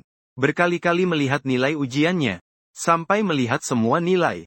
Baru dia duduk lemas di kursi. Aku melihat dia menoleh ke arahku. Matanya penuh dengan keheranan dan keterkejutan. Aku menghindari tatapannya. Fokus melihat soal yang salah. Sampai sekarang tidak ada yang bilang aku mencontek lagi. Semua teman sudah terbiasa dengan kemajuanku. Karena mereka semua bisa melihat usahaku. Namun mereka tetap heran berulang kali setelah nilai keluar. Tidak ada yang akan memandang rendah aku lagi. Sekarang semua orang datang padaku untuk bertanya. Menyalin jawaban dan kertas ujianku. Aku jadi ahli pelajar di mulut mereka. Guru menganggapku sebagai harta berharga. Aku dijadikan contoh teladan. Disebarluaskan kemana-mana. Di lorong terpajang hasil karya dan kertas ujianku dengan nilai sempurna. Aku mulai terbiasa dengan semua ini. Tidak lagi merasa bangga. Sekarang di hatiku hanya ada satu keyakinan yang menopang. Melebihi Ye Chen. Lolos ke Xinghua. Saat keluar dari sekolah, Liu Yanran menahanku. Dia berdiri di depanku. Namun tatapannya sudah tidak ada rasa memandang rendah seperti biasanya. Hukum alam adalah yang kuat yang menang dan yang lemah yang kalah. Sebenarnya manusia juga begitu. Liu Yanran akhirnya kehilangan hak untuk memandang rendah aku. Dan tidak berani lagi memandang rendah aku. Namun aku sudah tidak peduli lagi untuk berdebat dengannya. Dia sudah jadi pecundang di tanganku. Lin Mo, kamu hebat sekali. Kamu seperti menjadi orang yang berbeda. Aku tidak punya waktu untuk mendengarkan omong kosongnya. Langsung saja. Jika kamu ada sesuatu, katakan langsung. Liu Yanran menatapku sebentar. Lalu menunduk berkata, aku berharap taruhan antara kamu dan Ye Chen bisa dibatalkan. Kita kan teman sekelas. Tidak perlu membuat semuanya jadi buruk seperti ini. Kalau nanti masalahnya besar, kamu juga tidak akan enak dilihat. Bisakah kamu bicara padanya? Agar masalah ini bisa berakhir saja. Aku benar-benar tertawa geli karena sikap tidak malunya. Kenapa aku yang harus pergi? Kenapa tidak dia saja yang datang mencariku? Ye Chen cukup sombong. Dia pasti tidak akan mengaku kalah. Kamu dan dia juga tidak punya dendam besar. Lagi pula, kemajuanmu yang begitu besar adalah karena kami memotivasi kamu. Cobalah untuk mengalah padanya, bagaimana? Dia mengerutkan kening padaku. Sepertinya dia merasa apa yang dia katakan itu masuk akal. Aku menatap wajah Liu Yanran ini. Hati terasa mual. Dia bagaimana bisa berkata seperti itu dengan nyaman? Sebelumnya aku suka padanya sungguh buta. Aku mendengus dingin dan berkata, kalian juga pantas bagiku. Terima kasih, aku hampir pergi. Aku baru sadar lagi. Entah ini benar-benar ide Liu Yanran sendiri. Atau Ye Chen takut memanggilnya untuk membela. Aku tersenyum sinis di bibirku. Katakan saja kamu takut pada Ye Chen kan? Kamu pergi katakan padanya. Kalau dia mau sujud dan minta maaf padaku, aku akan memaafkannya dengan besar hati, bagaimana? Mata Liu Yanran berkedip marah. Dia berkata kamu kelewatan. Lin Mo, aku bilang padamu, ini memberimu muka. Kalau nanti kamu kalah dan malu, jangan salahkan aku tidak memberimu kesempatan. Aku tersenyum, mengangkat kepala, menatap dengan mantap kekalahan bawahannya Liu Yanran. Kamu juga pantas. Nanti kalau kamu sudah melewatiku, baru bicara dengan aku lagi. Liu Yanran benar-benar marah. Dia dingin membuang sepatah kata tak masuk akal. Lalu cepat-cepat pergi. Aku melihat punggungnya, menghembuskan nafas yang sudah lama tertahan di dadaku. Bulan terakhir mendekati akhir semester. Aku dan Ye Chen mulai belajar dengan sangat keras. Sekarang kita berdua tahu hanya kita berdua yang saling menjadi lawan. Dan pertarungan ini hanya ada pemenang dan pecundang. Tidak ada seri. Pemenang akan dikenal dengan kemegahan. Dihormati oleh banyak orang. Penulis kehilangan reputasi. Harga diri hancur. Ye Chen selama ini selalu dikenal sebagai sosok jenius. Dia selalu bilang pulang ke rumah tidak pernah belajar. Semua hanya mengandalkan otak. Sekarang dia tidak pernah bilang begitu lagi. Setelah pelajaran, dia bahkan tidak pergi ke kamar mandi. Setiap hari dia belajar dengan tekun beberapa kali. Aku melihatnya datang ke kelas pagi-pagi dengan lingkaran hitam besar di mata. Terlihat jelas dia begadang semalam suntuk. Berbeda dengan sikap santainya di awal. Dia benar-benar mulai merasakan bahaya yang aku bawa. Aku merasa bangga dalam hati, namun juga semakin waspada. Berharap bisa belajar 25 jam sehari. Penonton di kelas mulai ramai mendukung. Awalnya ketika aku bilang akan menantang Ye Chen, semua justru mengejekku tanpa ampun. Namun setelah ujian kelima berlalu, tak satu pun yang berkata aku terlalu berhayal. Kemampuan akan membuat semua orang terdiam. Tak ada yang berani meremehkan yang kuat. Bahkan banyak yang menduga aku benar-benar bisa melewati Ye Chen. Suatu kali saya bahkan melihat Ye Chen dan anak buahnya berdebat karena masalah ini. Karena salah satu anak buahnya menasihatinya agar tidak terlalu cemas. Kenapa aku harus cemas? Lin Mo juga pantas membuatku cemas. Kalau tidak bisa bicara, lebih baik tutup mulutmu. Anak buahnya tidak berani bicara, dan pergi dengan tidak senang. Aku mendengar dari sisi lain tapi tidak marah. Kondisi Ye Chen seperti ini malah menunjukkan dia takut. Dia tahu aku benar-benar mungkin bisa mengalahkannya. Akhirnya hari ujian akhir semester pun tiba. Sehari sebelum ujian, Mi Chai tidak mengajariku lagi. Dia menyerahkan susu segar kepadaku. Minum selagi hangat lalu cepat tidur. Istirahat lebih awal hari ini, agar besok punya semangat untuk berperang di medan ujian. Jantungku sudah berdegup kencang karena gugup. Ujian akan segera dimulai. Namun aku tiba-tiba merasa panik. Keningku dan telapak tangan terus berkeringat. Aku takut bagaimana jika aku tidak bisa mengalahkan Ye Chen. Bagaimana jika aku ternyata kalah darinya? Lagi pula selama ini dia juga belajar dengan giat. Dasarnya memang sudah bagus. Kalau dia terus belajar seperti ini, jangan-jangan kemajuannya juga sangat pesat. Apakah aku benar-benar harus pergi ke gerbang sekolah dan berteriak dengan omong kosongku? Kalau tidak begitu aku benar-benar tidak bisa bertahan hidup. Aku akan menjadi bahan tertawaan. Sebuah lelucon tentang pencapaian legenda Ye Chen. Kamuflase. Aku dengan cemas menatapnya berkata, bagaimana jika aku tidak bisa mengalahkannya? Aku pikir dia akan seperti biasanya memarahiku dengan kata-kata pedas. Tidak ada apa-apanya. Tapi aku tidak menyangka kamuflase mengulurkan tangan dan menyentuh kepalaku. Tangannya agak halus, hangat dan lembut. Seperti memiliki kekuatan magis. Menyejukkan kegelisahanku. Lin Mo, apakah kamu meragukanku?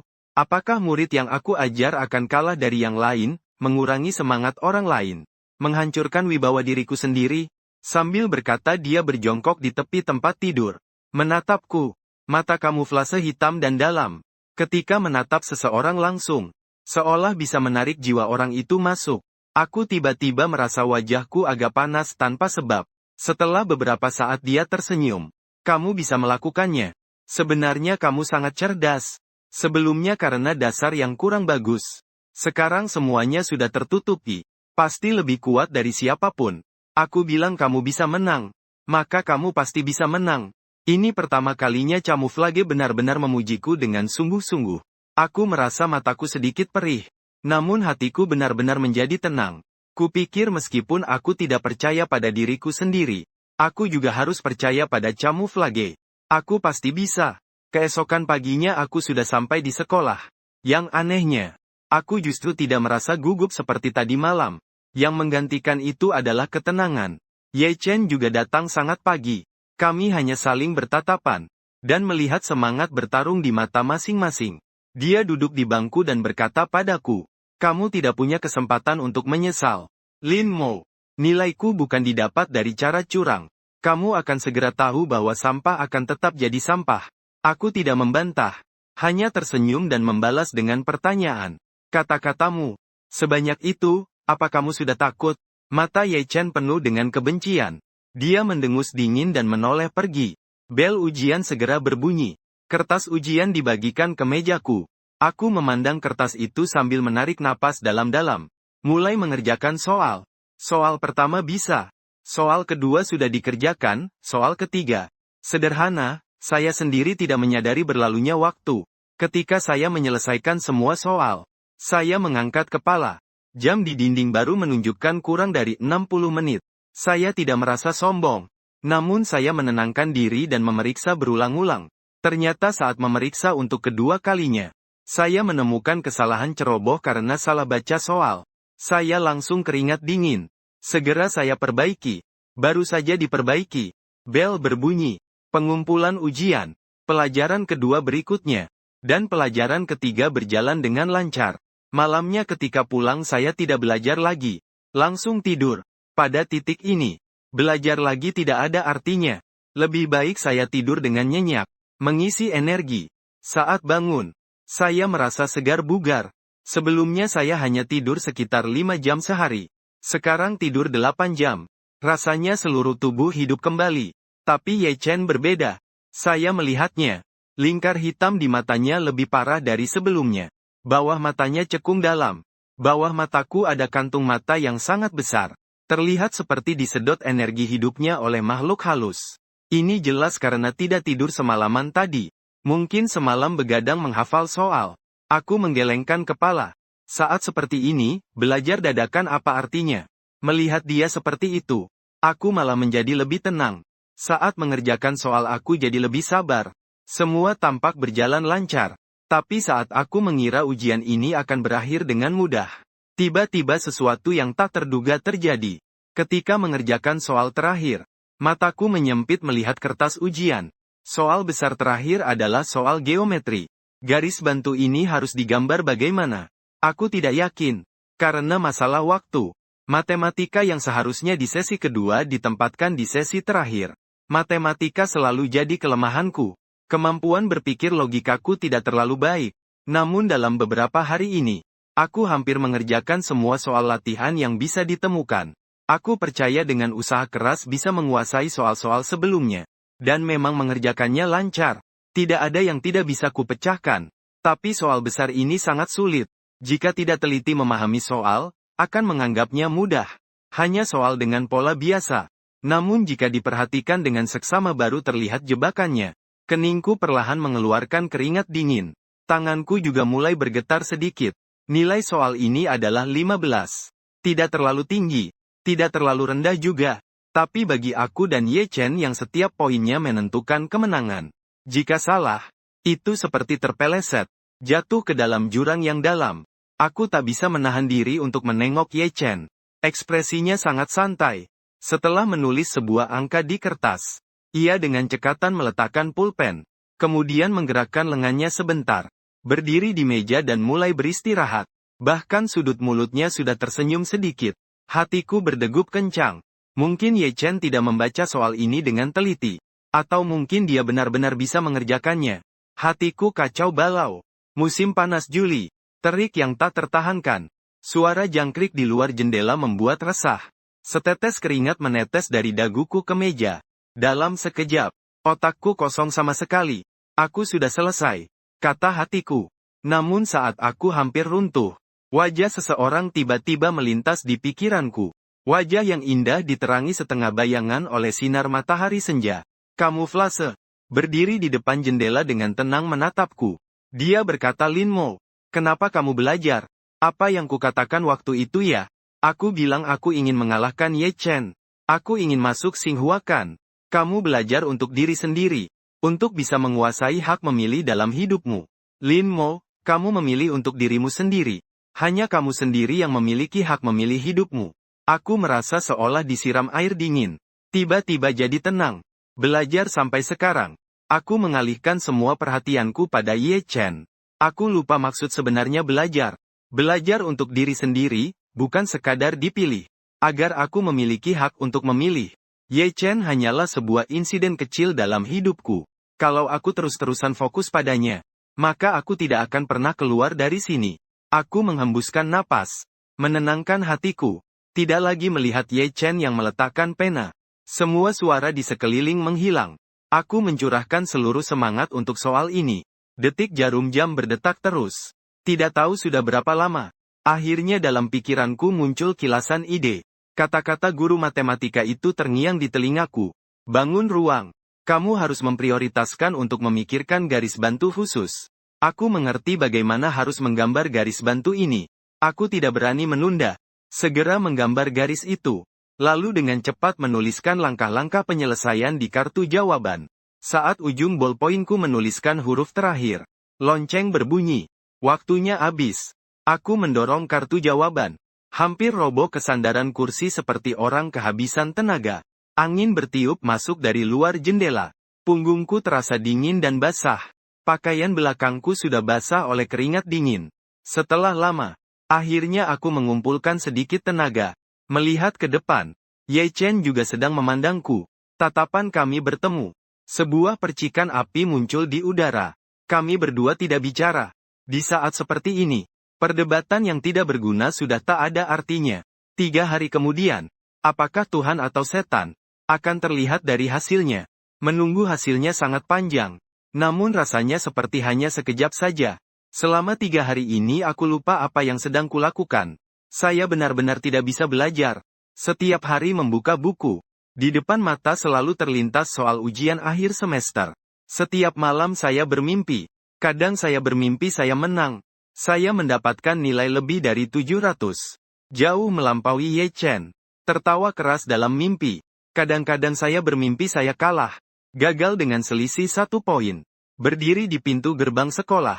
Membungkuk meminta maaf pada wajah Ye Chen yang mengejek. Orang-orang di sekitar mengeluarkan suara mengejek yang keras. Saya terbangun dari mimpi buruk itu.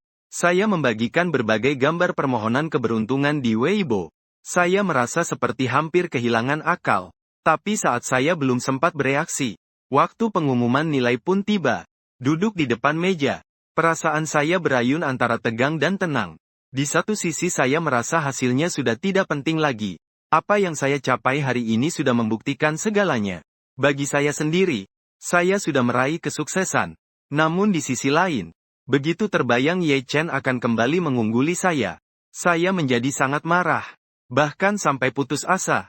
Saya terus berjuang sendiri dalam pertarungan batin ini. Terlihat jelas bahwa Ye Chen juga sangat tegang. Dia terus bernapas dalam-dalam. Liu Yanran sedang duduk di sampingnya menghiburnya. Tidak apa-apa. Ye Chen Linmo, level apapun pasti tidak akan lulus. Kamu juga ikut bergabung dengan kelas. Betul juga. Ye Chen Linmo sebelumnya hanya beruntung saja. Aku sama sekali tidak memperhatikan. Mereka hanya melihat guru yang masuk ke kelas. Wali kelas tersenyum sumringah tapi tidak tulus. Tersenyum manis berjalan ke podium dan meminta tenang. Teman-teman, nilai ujian akhir sudah keluar. Seluruh teman sekelas kembali ke tempat duduknya. Tidak bicara lagi. Lebih dari 50 pasang mata menatapnya tajam. Kelas kita kali ini hasilnya cukup bagus. Tidak hanya rata-rata nilai terbaik di kelas dan 2 peringkat teratas di tingkat 1. Semua ada dalam pandangan wali kelas kita. Dari aku ke Ye Chen, menyapu pandangan. Mengambil daftar nilai di tangan. Aku menahan napas. Di kelas sunyi seperti suara jarum jatuh. Aku dan Ye Chen sama-sama tahu. 2 orang ini pasti adalah kita. Tapi peringkat kedua sangat jauh berbeda. Peringkat kedua tidak ada artinya sama sekali. Hanya peringkat pertama yang benar-benar pemenang. Peringkat kedua membuat jantungku berdetak tak terkendali. Setiap detak hampir melompat keluar dari dada. Peringkat kedua Ye Chen dengan skor 697. Ye Chen sangat luar biasa. 2 mata pelajaran mendapat nilai sempurna. Terus tingkatkan usaha. Sebuah petir menyambar Ye Chen dari langit. Tubuhnya tiba-tiba terhuyung. Kemudian tiba-tiba roboh ke tubuh Liu Yanran. Tapi Liu Yanran tidak mengulurkan tangan untuk menolongnya. Hanya membuka mulutnya lebar-lebar. Dengan ekspresi terkejut menoleh ke belakang. Aku merasa seperti melihat hantu. Guru peringkat pertama melanjutkan ceritanya. Saat itu hatiku sangat tenang. Aku sangat percaya diri pada diriku sendiri. Kepercayaan diri ini datang dari kekuatan mutlak. Peringkat pertama Linmo. Linmo dengan skor 701. Jika hasil ini dipertahankan, masuk Xinghua pasti tidak masalah. Linmo, kamu harus terus belajar. Jangan menjadi sombong. Jangan lengah. Ye Chen tiba-tiba berbalik, membuat meja di belakangnya miring. Wajahnya sangat pucat. Ekspresi matanya sulit untuk diungkapkan. Aku merasa detik berikutnya dia akan menerkam dan menggigitku. Aku mengangguk pelan kepadanya. Membuat gerakan mulut. Jangan lupa janjimu. Kelas hening sejenak. Lalu tiba-tiba menjadi sangat ramai. Semua orang dengan berlebihan memutar leher mereka untuk melihatku. Mereka bahkan tidak berseru kagum. Hanya terpana melihatku. Setelah beberapa saat, semua orang mengabaikannya. Wali kelas berteriak untuk meredakan kegaduhan. Linmo benar-benar hebat. Benar-benar menjadi yang pertama. Baru 1 semester saja. Bisa jadi. Dia benar-benar seorang jenius. Aku benar-benar mengakui itu. Ye Chen benar-benar harus meminta maaf padanya. Wajah mereka penuh dengan kejutan dan harapan. Mata mereka menunjukkan ketidakpercayaan dan kekaguman. Aku melihat sekeliling. Di hatiku muncul perasaan yang sulit diungkapkan. Masih ingat sebelumnya orang-orang ini sama sekali tidak bersikap seperti ini. Mereka dulu pernah mengejekku. Namun 5 bulan kemudian, aku dengan kekuatanku menamparkan muka mereka satu persatu. Sekarang mereka semua tahu aku, Lin Mo, tidak sedang mengada-ada. Aku punya kekuatan absolut untuk mendukung tujuanku. Aku mampu mewujudkan apa yang kukatakan. Aku menikmati pujian ini. Namun dalam pikiranku tiba-tiba terlintas seseorang dengan senyum kamuflase. Aku ingin memberitahunya kabar baik ini. Saat malam keluar dari gerbang sekolah, aku bisa merasakan orang-orang di sekitarku sedang memandangku. Mereka menunjuk dan berbisik-bisik tentangku. Itu pasti Limo, ya. Sebelumnya juga banyak orang seperti itu. Tapi saat itu mereka berkata, itulah anak nakal Linmo. Hatiku campur aduk. Saat aku hendak melangkah maju, lenganku tiba-tiba ditarik dengan keras. Aku merasakan sakit dan terhirup nafas dingin. Saat ku menoleh, ternyata itu Ye Chen. Oh iya, dia masih belum menepati taruhan. Aku sampai lupa. Saat ini Ye Chen terlihat seperti orang gila. Sering begadang, membuat pipinya cekung. Lingkaran hitam di bawah mata. Tampak seperti hantu laki-laki. Ekspresinya terdistorsi saat ini. Matanya penuh dengan pembuluh darah merah. Dia memegang selembar kertas. Berteriak, Linmo, soalku ini diberi nilai salah. Baru saja aku pergi menemui guru. Dan mengembalikan nilainya. Sekarang aku punya 701,5. Aku juara pertama. Aku tidak dikalahkan olehmu. Aku yang terbaik.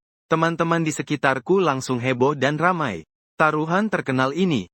Hampir semua orang di sekolah tahu. Saat ini semua orang berkumpul di pintu untuk melihat keramaian.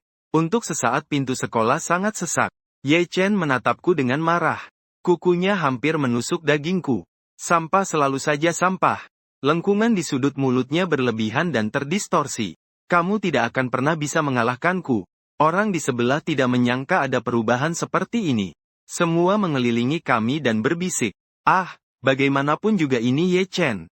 Dia selalu yang nomor 1. Memang sangat berbakat. Sayang sekali.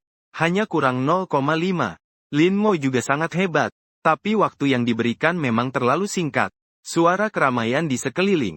Beberapa mendukung Ye Chen. Beberapa merasa kasihan padaku. Aku dengan keras melepaskan tangan. Ye Chen terhuyung karena aku melepaskannya. Lin Mo, cepat bicara. Sekarang juga katakan kalau kamu tidak berguna, cepat katakan. Kalau sudah taruhan, harus terima kekalahan. Jangan sampai aku meremehkanmu. Ye Chen hendak menangkapku lagi. Aku mengelak dan menghindar darinya. Mengeluarkan tas dari bahuku. Ye Chen mengira aku akan menjalankan taruhan itu. Matanya yang bersemangat berkilau.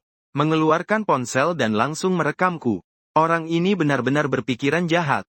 Masih ingin merekam bagian ini. Sepertinya aku juga tidak perlu menyayanginya. Aku dengan tenang membuka resleting. Mengeluarkan selembar kertas ujian dari tas. Membuka dan menghadap ke kerumunan. Nilai ujian 95 yang semula sudah dicoret.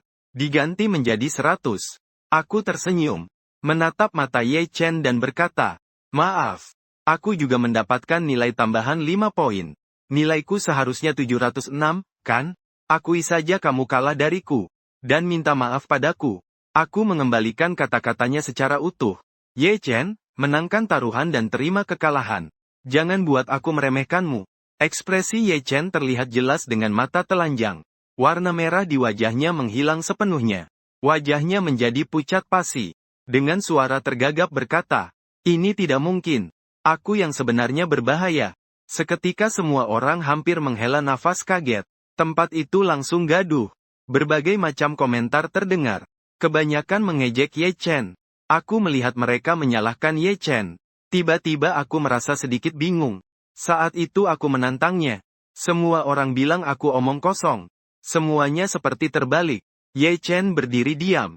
Kakinya melemas. Terjatuh ke tubuh temannya yang di sampingnya. Orang kecil yang selalu mengikutinya. Mungkin merasa malu. Mendorongnya lalu masuk ke dalam kerumunan dan menghilang. Hanya tersisa Ye Chen duduk terdiam di tanah. Masih bergumam. Tidak mungkin. Aku melihat dia yang hampir kehilangan akal karena pukulan itu. Tiba-tiba aku merasa sangat bosan. Orang seperti Ye Chen sudah terbiasa duduk di singgasana. Sekali diturunkan, dia seluruhnya hancur. Orang seperti ini sudah tidak pantas menjadi lawanku lagi. Aku memandang rendah Ye Chen. Dengan suara pelan berkata, kalau kamu tidak mau menandatangani kontrak, ya sudah. Tapi aku tidak menghormati kamu. Sambil berkata, aku berbalik dan hendak pergi. Semua orang secara kompak memberiku jalan. Melangkah beberapa langkah. Saat aku hampir masuk mobil, tiba-tiba terdengar teriakan sengit dari belakang Ye Chen. Maafkan aku, Muling. Aku mengaku aku tidak sebaik kamu. Tapi aku tidak terima begitu saja. Lain kali aku pasti akan merebut posisi pertama. Aku terdiam sejenak. Tanpa menoleh ke belakang, aku naik mobil pulang ke rumah. Sejak saat itu aku langsung terkenal. Di rumah, ayah dan ibuku sampai tertawa terpingkal-pingkal. Beberapa kali, ayahku makan sambil sendiri tertawa. Dia menatapku dengan pandangan melamun. Ini bukan mimpi kan? Aku masih bisa punya anak yang begitu pintar. Sepertinya waktu itu aku juga harus ikut ujian masuk universitas. Siapa tahu bisa masuk Tsinghua atau Peking University. Apakah kamu benar-benar anakku? Ibumu sambil cemberut di sebelah. Anak itu pintar. Pasti tidak mewarisi darimu. Pasti mewarisi dariku. Katamu, apakah mungkin anak kita seorang jenius? Yang punya IQ 180 semacam itu. Ayo kita tes saja. Pasti mewarisi dari aku. Kamu saja ke supermarket beli sayur saja bingung. Mereka mulai berdebat saling timpal. Sementara aku tertawa di sebelah. Dulu suasana keluarga kami tidak sebaik ini. Walau ayah dan ibuku sangat mencintaiku. Tapi waktu itu aku tidak belajar. Setiap hari keluar ke bar. Pulangnya malam sekali. Satu-satunya kegiatan mereka di sekolah adalah pergi ke IP. Kalau tidak, hanya hadir di rapat orang tua duduk di barisan belakang merasa malu. Di rumah seringkali hanya ada aku dan orang tua. Karena aku yang tidak bisa membanggakan mereka sering menghela napas panjang. Tapi sejak aku mulai belajar dengan serius, sepertinya semuanya berubah. Aku benar-benar membuat orang tuaku bangga. Setelah makan, aku berbaring di tempat tidur. Berpikir kapan aku akan memberitahu Mika tentang kabar baik ini. Aku bisa meraih nilai ini. Selain usaha aku sendiri, aku juga harus berterima kasih kepada Mika. Aku tahu jika bukan karena dia, tidak mungkin aku bisa maju sejauh ini. Sebagai seorang jenius sejati, dia mengajarkanku bukan hanya ilmu pengetahuan, tapi juga cara belajar. Hal-hal ini tidak bisa dibeli dengan uang. Aku menutup mata, menggunakan lengan untuk menutupi wajah. Segala kenangan terlintas di mataku. Benar-benar sangat sulit. Jujur saja aku sendiri tidak tahu bagaimana aku melewati masa itu. Kalau harus mengulanginya sekali lagi, aku bahkan tidak berani menjamin. Aku masih punya keberanian seperti itu. Orang lain hanya melihat cahaya saya. Mendapatkan juara pertama dengan kecepatan yang luar biasa. Tapi malam-malam tanpa tidur itu, hari-hari yang penuh kebingungan itu, mimpi buruk yang membuatku terbangun itu. Aku tidak pernah lagi tidur siang. Setiap hari hanya tidur 5 jam. Awalnya benar-benar sulit untuk bertahan. Rasanya seperti seluruh tubuhku dikuras habis. Banyak kali aku berpikir untuk menyerah. Tapi akhirnya aku menggigit gigi dan bertahan. Di balik keajaiban itu ada air mata dan keringatku yang tiada henti. Kepahitan di dalamnya hanya aku yang bisa merasakan. Saat mataku mulai perih, pintu tiba-tiba diketuk. Aku duduk dan melihat itu adalah Camouflage. Dia bersandar di kusen pintu. Tangan terlipat di dada. Di wajahnya untuk pertama kalinya. Tidak ada sinis. Juga tidak ada ejekan. Hanya sebuah senyum yang tulus. Matanya penuh dengan tawa. Bibir tipis yang merah sedikit terangkat. Kudengar kamu mendapat juara pertama. Selamat ya. Aku merasa detak jantungku meningkat tajam. Secepat ikan koi yang melompat, aku bangkit dari tempat tidur. Menggenggamnya. Sampai bersemangat aku mendapat nilai 706. Aku mendapat peringkat pertama. Bukankah aku hebat? Sebelumnya aku tidak pernah berbagi kebahagiaan. Namun saat ini aku baru sadar.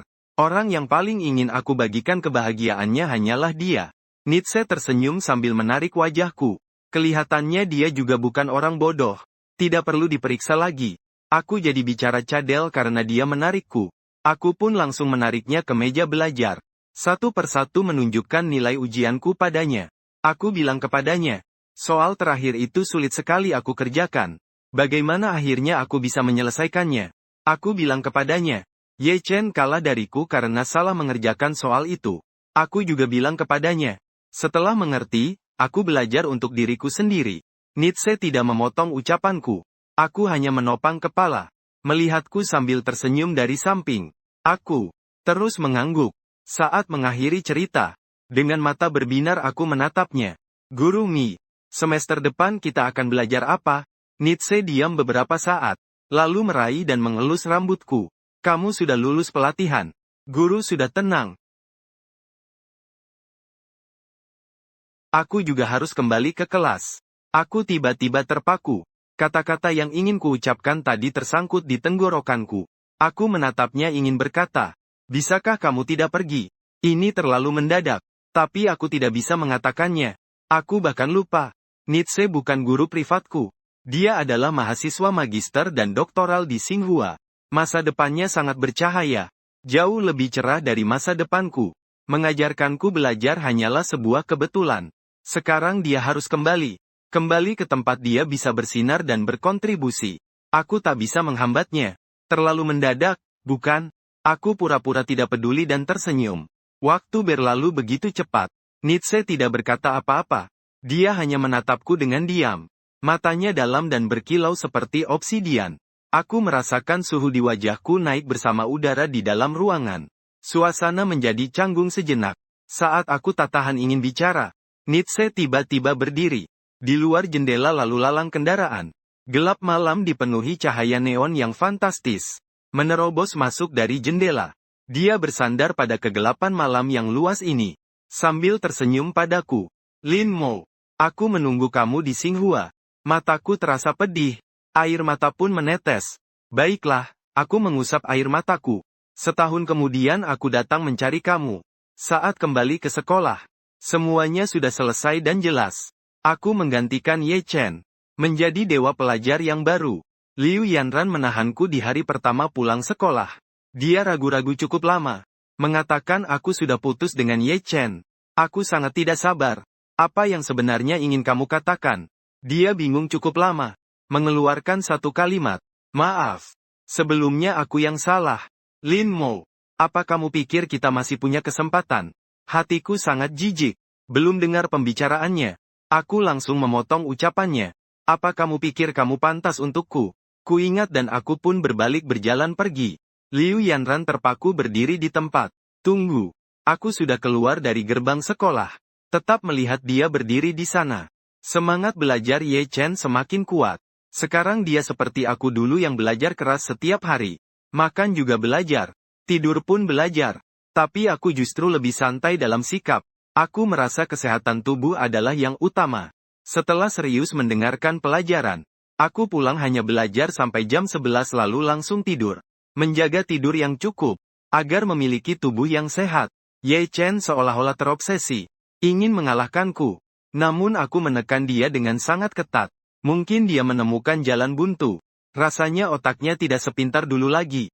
Tatapannya padaku semakin terdistorsi. Aku merasa aku sudah menjadi obsesi baginya. Bisa jadi aku adalah mimpi buruknya. Namun itu tidak berguna. Aku selalu menjadi yang pertama dalam semua ujian. Dia tidak pernah mendapat kesempatan bangkit lagi. Waktu berlalu dengan perlahan.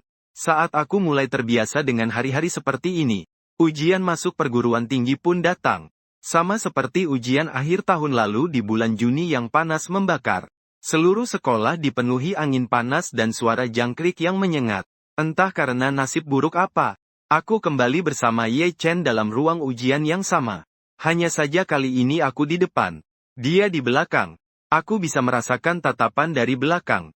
Seolahnya api cepat membakar punggungku. Tapi aku tidak peduli. Aku hanya fokus semua energi pada kertas ujian di depan. Aku sudah terbiasa dengan hari-hari ujian. Tapi kali ini ada rasa tegang yang sudah lama tidak kurasakan. Waktu berlalu detik demi detik. 5 menit kemudian, bel berbunyi. Seluruh dunia menjadi hening. Hanya suara pena Sasa yang terdengar. Ujian masuk perguruan tinggi dimulai. Kemudian aku teringat saat ujian masuk. Hanya saja ingatan terasa agak kabur. 3 hari itu terasa sepanjang 3 tahun. Namun juga cepat. Seakan hanya dalam sekejap. Saat menit terakhir meletakkan pena, aku hanya merasakan sesuatu yang sulit diungkapkan dengan kata-kata. 3 tahun di SMA. Masa mudaku akhirnya berakhir dengan gemilang. Namun aku telah mengubah diriku. Membalikkan jalannya hidupku. Sekarang aku benar-benar memiliki hak memilih hidupku. Setelah ujian kali ini selesai, akhirnya aku melepas semuanya. Aku juga tidak berlebihan. Aku benar-benar membuang jauh-jauh pelajaran. Sepanjang 1,5 tahun ini aku tidak pernah santai sehari pun. Seluruh diriku selalu dalam keadaan tegang. Sekarang, untuk sementara waktu tidak perlu belajar lagi. Awalnya saat bangun pagi, aku sampai terdiam sejenak, merasa sedikit hampa. Tapi segera aku beradaptasi dengan gaya hidup ini. Aku tidur sampai jam 11 pagi baru bangun. Malamnya begadang main game. Kali ini orang tuaku tidak lagi marah padaku. Aku juga tidak merasa bersalah saat bermain. Selama libur musim panas aku berhasil naik ke ranking. Ayahku membelikanku skin seharga beberapa ribu sebagai hadiah. Dia juga mengajakku jalan-jalan ke luar negeri. Aku benar-benar mati-matian bermain. Hampir saja aku lupa tentang nilai yang akan keluar. Saat nilai diumumkan, aku bahkan tidak sempat memeriksa nilainya sendiri. Nilai itu diberitahukan oleh wali kelasku. Suara wali kelas sampai pecah di telepon. Dengan penuh semangat dia memberitahuku, "Lin Mo, kamu mendapat skor tertinggi provinsi, 729 poin." Aku terkejut, pikiranku seketika terhenti.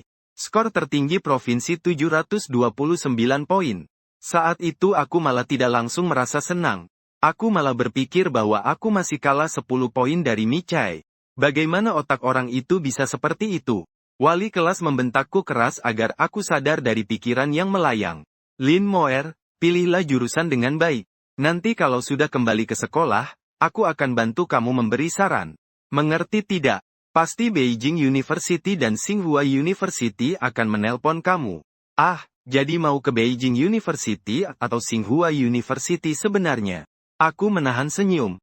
Dengan suara pelan berkata, "Guru, aku mau ke Tsinghua." Ketika pulang, pintu gerbang sekolah sudah dipasang spanduk. Di atasnya tertulis, "Selamat kepada siswa kelas 3-1 Lin Mo yang menjadi juara ujian masuk perguruan tinggi." Di bawahnya, sekumpulan orang tua. Siswa-siswi memandang ke atas dan menunjukkan spanduk itu. Anak siapa itu ya? Ini benar-benar hebat sekali. Nama Lin Mo kenapa begitu familiar? Apakah itu yang dulu juara pertama Jibu? Aku mengenakan topi dan masuk dari sebelah sambil menulis. Berencana menunjukkan surat penerimaan ke guru-guru.